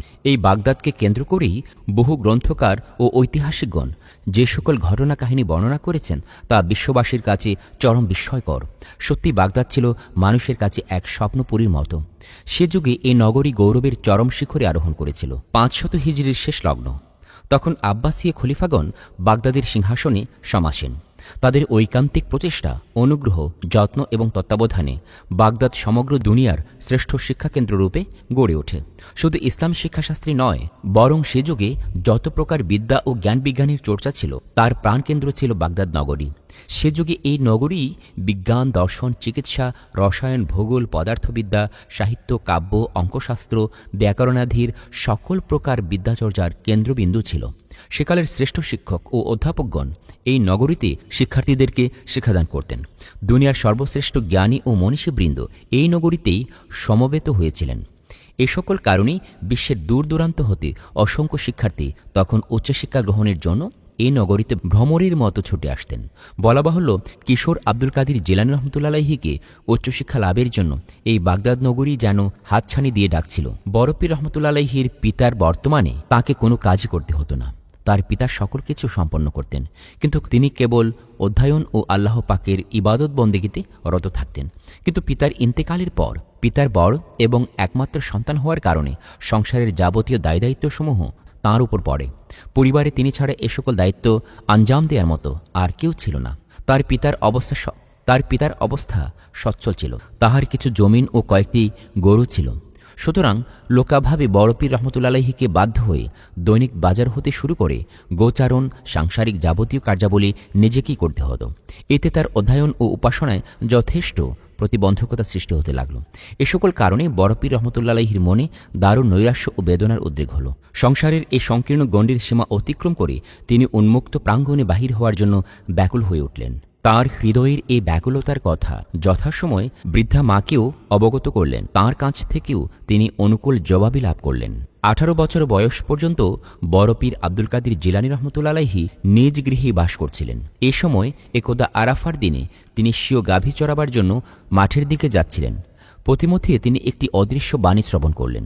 মা লিহাজা খুলিকতা ওয়ালা বিহাজা উমিরতা, অর্থাৎ, হে আব্দুল কাদের, এই সমস্ত পার্থিব কাজের জন্য তোমাকে সৃষ্টি করা হয়নি, আর এগুলোর জন্য তোমাকে নির্দেশও দেয়া হয়নি।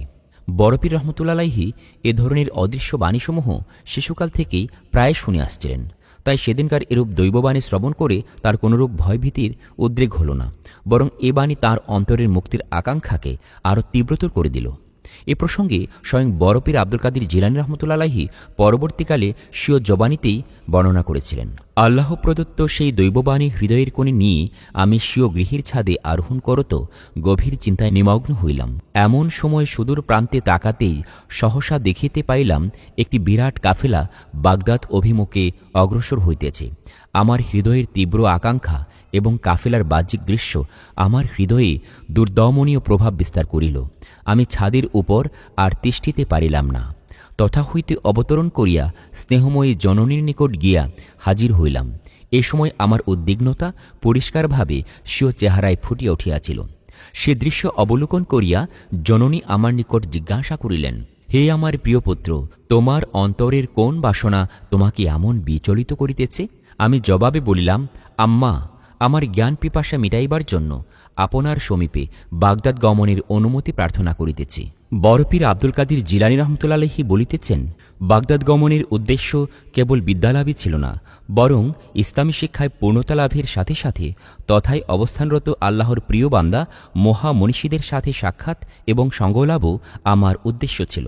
বড় পীর রহমতুল্লাহ আলাইহি আরও বলেছেন, ওই সময় আমার শ্রদ্ধেয় জননী অতিশয় বৃদ্ধা এবং দুর্বলা ছিলেন এবং সংসারে বাহ্যত আমি ছাড়া তার তত্ত্বাবধান করিবার মতো আর কেহই ছিল না।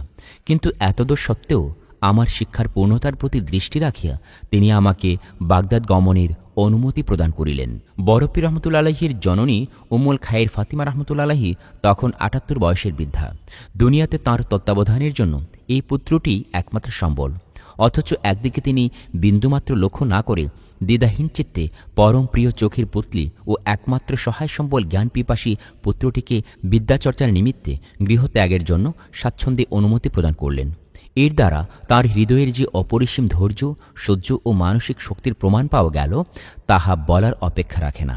তিনি যেন স্পষ্টভাবেই উপলব্ধি করতে পারছিলেন যে তৎকালীন সময় মৃতপ্রায় ইসলামের নতুন করে প্রাণ সঞ্চার করবার মহাদায়িত্ব মাথায় চাপিয়ে মহান রাব্বুল আলামিন তার প্রিয় বান্দাকে এই পৃথিবীতে পাঠিয়েছে। সুতরাং এ গুরুদায়িত্ব ভার বহনের জন্য তাকে সার্থকভাবে প্রস্তুত হওয়া একান্ত প্রয়োজন। তাঁকে স্নেহের আঁচলে বেঁধে রাখলে কিভাবে চলবে? অবশ্য প্রায় অশীতিপর বৃদ্ধা মায়ের একমাত্র নয়নমণি ও প্রাণপ্রিয় পুত্রের ভাবী বিচ্ছেদ যাতনা তার হৃদয়ে যে অনুভূত হয়নি সে কথাও বলা যায় না।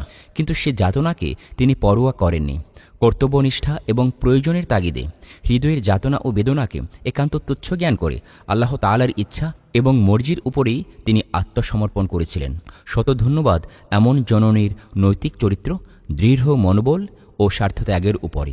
এমন পুণ্যময়ী জননীর স্পর্শ মানব জীবনে এক মহা আশীর্বাদ। পরম শ্রদ্ধেয়া পুণ্যবতী তাপসী মাতা হজরত উম্মুল খায়ের ফাতিমা রহমতুল্লাহ আলাইহি পুত্রের বৃহত্তর কল্যাণী উচ্চশিক্ষা লাভের জন্য বাগদাদ গমনকে অনুমোদন দিলেন এবং মাতার অনুমতি পেয়ে তরুণ আব্দুল কাদির জিলানী রহমতুল্লাহ আলাইহি বাগদাদের উদ্দেশ্য আয়োজন করতে লাগলেন। তখনকার দিনে জিলান জনপদ হতে বাগদাদে যাওয়া খুব কঠিন কাজ ছিল। সুদীর্ঘ ৪০০ মাইল পথ অতিক্রম করে বাগদাদে পৌঁছতে হবে। তদুপরি যানবাহনও তো গাধা কিংবা উষ্ট্র অথবা পায়ে হেঁটে দুর্গম মরুপথ অতিক্রম করতে হবে। এত বড় সফরের জন্য মানসিকভাবে প্রস্তুতিসহ কোনো কাফেলা বাগদাদ যাইতে থাকলে তাকে খুঁজে বের করতে হবে। একাকিত্ব আর যাত্রা করা উচিত হবে না। দলবদ্ধ হয়ে কাফেলা তখনকার দিনে এক স্থান হতে অন্য স্থানে গমন করত। এতে পথঘাটের নানা বিপদ আপদের সম্ভাবনা কম থাকত। মহান আল্লাহর মেহেরবাণীতে কয়েকদিনের মধ্যেই বড় পীর রহমতুল্লাহ আলাইহির বাড়ির কাছে একটি কাফেলা পথ ক্লান্ত হয়ে বিশ্রাম নিচ্ছিল। তা দেখে তিনি দলপতির কাছে জিজ্ঞেস করে জানতে পারলেন তারা বাগদাদ যাবে। তিনিও দলপতির কাছে তাঁর বাগদাদ যাওয়ার ইচ্ছের কথা জানালেন। দলপতি তাকে সঙ্গে নিয়ে যাবার জন্য রাজি হয়ে গেলেন। আনন্দে বড় পীর রহমতুল্লাহ আলাইহির বক্ষ প্রসারিত হয়ে গেল। তিনি ঘরে ফিরে পুণ্যবতী মায়ের কাছে কাফেলার কথা ব্যক্ত করলেন। বিদস্যী মাতা বাগদাদ গমনের দুর্গম পথ সম্পর্কে অবগত ছিলেন। পথে নানা বিপদাপদ হতে পারে, সফরজনিত কষ্ট হতে পারে, তা জেনেও তার পুত্রের যাত্রায় উৎসাহ প্রদান করে তার মনোবল বৃদ্ধি করতে সাহায্য করলেন। নিজের বাড়িঘর ছেড়ে বিদেশ যাবেন, তাতে বড় পীর রহমতুল্লাহ আলাইহির তেমন কোনো কষ্ট অনুভব করলেন না। কিন্তু বৃদ্ধা মায়ের জন্য তার অন্তর কাঁদতে লাগল। তার অন্তরের বেদনা বারবার মাথাচাড়া দিয়ে উঠল। কিন্তু তিনি অতি কষ্টে এই বিচ্ছেদ বেদনা সংবরণ করলেন। এদিকে পুণ্যবতী মাও খুব সতর্কতার সাথে পুত্রের প্রয়োজনীয় জিনিসপত্র গোছগাছ করে দিলেন। কাফেলা যাত্রা আরম্ভ করলেই তাকে কাফেলার অন্তর্ভুক্ত হতে হবে। সবকিছু সম্পন্ন করে বড় পীর রহমতুল্লাহ আলাইহি সময়মতো মায়ের কাছে উপস্থিত হয়ে বিনীত কণ্ঠে বললেন, আম্মাজান, আজই কাফেলা যাত্রা করিবে। আপনি অনুমতি দিলে আমি এখনই যাত্রা করিতে পারি। মাতা উম্মুল খায়ের ফাতিমা রহমতুল্লাহ আলাইহি সানন্দে বললেন, তাহা হইলে আর বিলম্ব কেন? তুমি প্রস্তুত হয়ে নাও। হযরত বড় পীর রহমতুল্লাহ আলাইহির মায়ের কোল ঘেঁষিয়া বসে বললেন, হে আমার প্রিয় আম্মাজান, আমি জানি আপনার অনেক কষ্ট হবে, তবু আপনি আমাকে বিদায় দিয়ে যে সহনশীলতা ও ধৈর্যের পরিচয় দিয়েছেন তার কোনো তুলনা নাই। আমি বিদেশ যাচ্ছি, আমার মনে বারবার আপনার কথায় জাগছে। আপনি বৃদ্ধাবস্থায় কিভাবে সংসার পরিচালনা করবেন, আপনার দেখাশোনার দায়িত্ব কে পালন করিবে, তা ভেবে আমার মনে খুবই কষ্ট পাচ্ছি। মা তখন বললেন, হে আমার পুত্র আব্দুল কাদের, তুমি কি মহান আল্লাহর কুদরতের কথা ভুলে গেছ? তিনিই তো সুখ দুঃখে একমাত্র আশ্রয়স্থল। যিনি আমাকে সৃষ্টি করেছেন তিনি আমাকে রক্ষা করবেন। আমি তার কাছে তোমার কল্যাণ কামনা করছি। তুমি মহান আল্লাহর উপর ভরসা করে যাত্রা করো। এরূপ বলে স্বামী হজরত আবু সালেহ মুসা রাহমাতুল্লাহ আলাইহির গচ্ছিত ৮০টি স্বর্ণমুদ্রা হতে ৭টি মোহর বের করে পুত্রের জামার হাতার নিচের দিকে বগলের কাছে উত্তম রূপে সেলাই করে মোহরগুলি এমনভাবে লুকিয়ে রাখলেন যাতে বাহির দিক থেকে কোনোভাবেই বোঝা না যায়। পথে ডাকাত দল পড়তে পারে কিংবা অসতর্কতার কারণে মুহূর্তে মোহরগুলি খোয়া যাইতে পারে। এই আশঙ্কায় স্নেহশীলা মাতা এইরূপ যত্ন সহকারে পুত্রকে বাগদাদ গমনের জন্য তৈরি করে দিলেন। অতঃপর মাতা পুত্র একে অপরের চোখে চোখ রেখে অন্তরের আশা আকাঙ্ক্ষা ব্যক্ত করলেন। সস্নেহে প্রাণাধিক পুত্রকে বুকের কাছে টেনে মা বললেন, হে আমার প্রিয় পুত্র, আমি তোমাকে আল্লাহ পাকের হাতে সুপর্দ করলাম। তিনি তোমাকে হেফাজত করবেন, তিনি উত্তম হেফাজতকারী। আমি তোমাকে কয়েকটি উপদেশ প্রদান করছি, সদা সর্বদা তা অনুসরণ করবে। বিশ্বপালক মহান আল্লাহ তাআলা তোমাকে সকল বিপদাপদ হইতে রক্ষা করিবেন। তাঁর কাছে ছাড়া অন্য কারো কাছে আশ্রয় চাহিবে না। তিনি মহান দয়ালু, দাতা, রহমানুর রাহিম। বান্দার চরম সংকট মুহূর্তে আল্লাহ রাব্বুল আলামিন কৃপা করিয়া থাকেন। তিনি হজরত নূহ আলাইহিস সালামকে ভীষণ তুফান হইতে, হজরত ইউনুস আলাইহিস সালামকে মাছের পেট হইতে, হজরত ইব্রাহিম আলাইহিস সালামকে নমরুদের অগ্নিকুণ্ড হইতে রক্ষা করিয়াছিলেন। মহান আল্লাহ পাক পবিত্র কোরআনে তাহার দয়া করুণার কথা বহুবার বলিয়াছেন। তুমি তো জানো, আল্লাহ পাক হজরত মুসা আলাইহিস সালামকে ভাসমান সিন্ধুক হইতে উদ্ধার করিয়া শত্রুগৃহে ফেরাউনের আদর যত্নে পালন করিয়াছিলেন। হে আমার প্রাণাধিক পুত্র, কখনো আল্লাহকে ভুলিয়া যাইও না, কখনো তার কাছে ছাড়া আর কারো নিকট সাহায্য প্রার্থনা করিও না। মনে রাখিবে, মহান আল্লাহই একমাত্র সাহায্যদাতা। আরও স্মরণ রাখিও, কখনো মিথ্যা কথা বলিবে না, কখনো না। যত মহা বিপদেই পড়ো না কেন, যদি দেখো জীবন সংশয় হইয়া উঠিয়াছে, তখনও মিথ্যা বলিবে না। আল্লাহর কুদরতের সীমা নাই, তিনিই আল্লাহর কুদরত দ্বারা তোমার বিপদ মুক্ত করিয়া দিবেন। সত্যের কখনো মৃত্যু নাই। হাদিসে উল্লেখ আছে, আমাদের মহানবী সাল্লাল্লাহু আলাইহি ওয়াসাল্লাম বলিয়াছেন, সত্যবাদিতা সর্বদাই মুক্তির পথ প্রশস্ত করে এবং মিথ্যাচারিতা ধ্বংসের পথকে সন্নিকট করিয়া তোলে। তুমি আমার উপদেশগুলো সযত্নে মেনে চলো। আশা করি মহান রাব্বুল আলামিন তোমার সকল মনোবাসনা পূর্ণ করিবেন। আমি তোমাকে সর্বময় ক্ষমতাশালী আল্লাহ তাআলার মহান কুদরতের উপর ছাড়িয়া দিলাম, তিনিই তোমার সহায় হইবেন। এই বলিয়া হযরত উম্মুল খায়ের ফাতিমা রাহমাতুল্লাহি আলাইহি পুত্রের ললাটে চুম্বন করিয়া অতি যত্নের সহিত বিদায় জানাইলেন। হযরত বরপীর রাহমাতুল্লাহি আলাইহি উৎফুল্লচিত্তে মাতার কাছ হতে আদব কায়দা অনুসারে কদমভুচি গ্রহণ করে বাড়ির বাহিরে আসলেন। তাঁর মন দিগন্তের দিকে ছুটে গেল।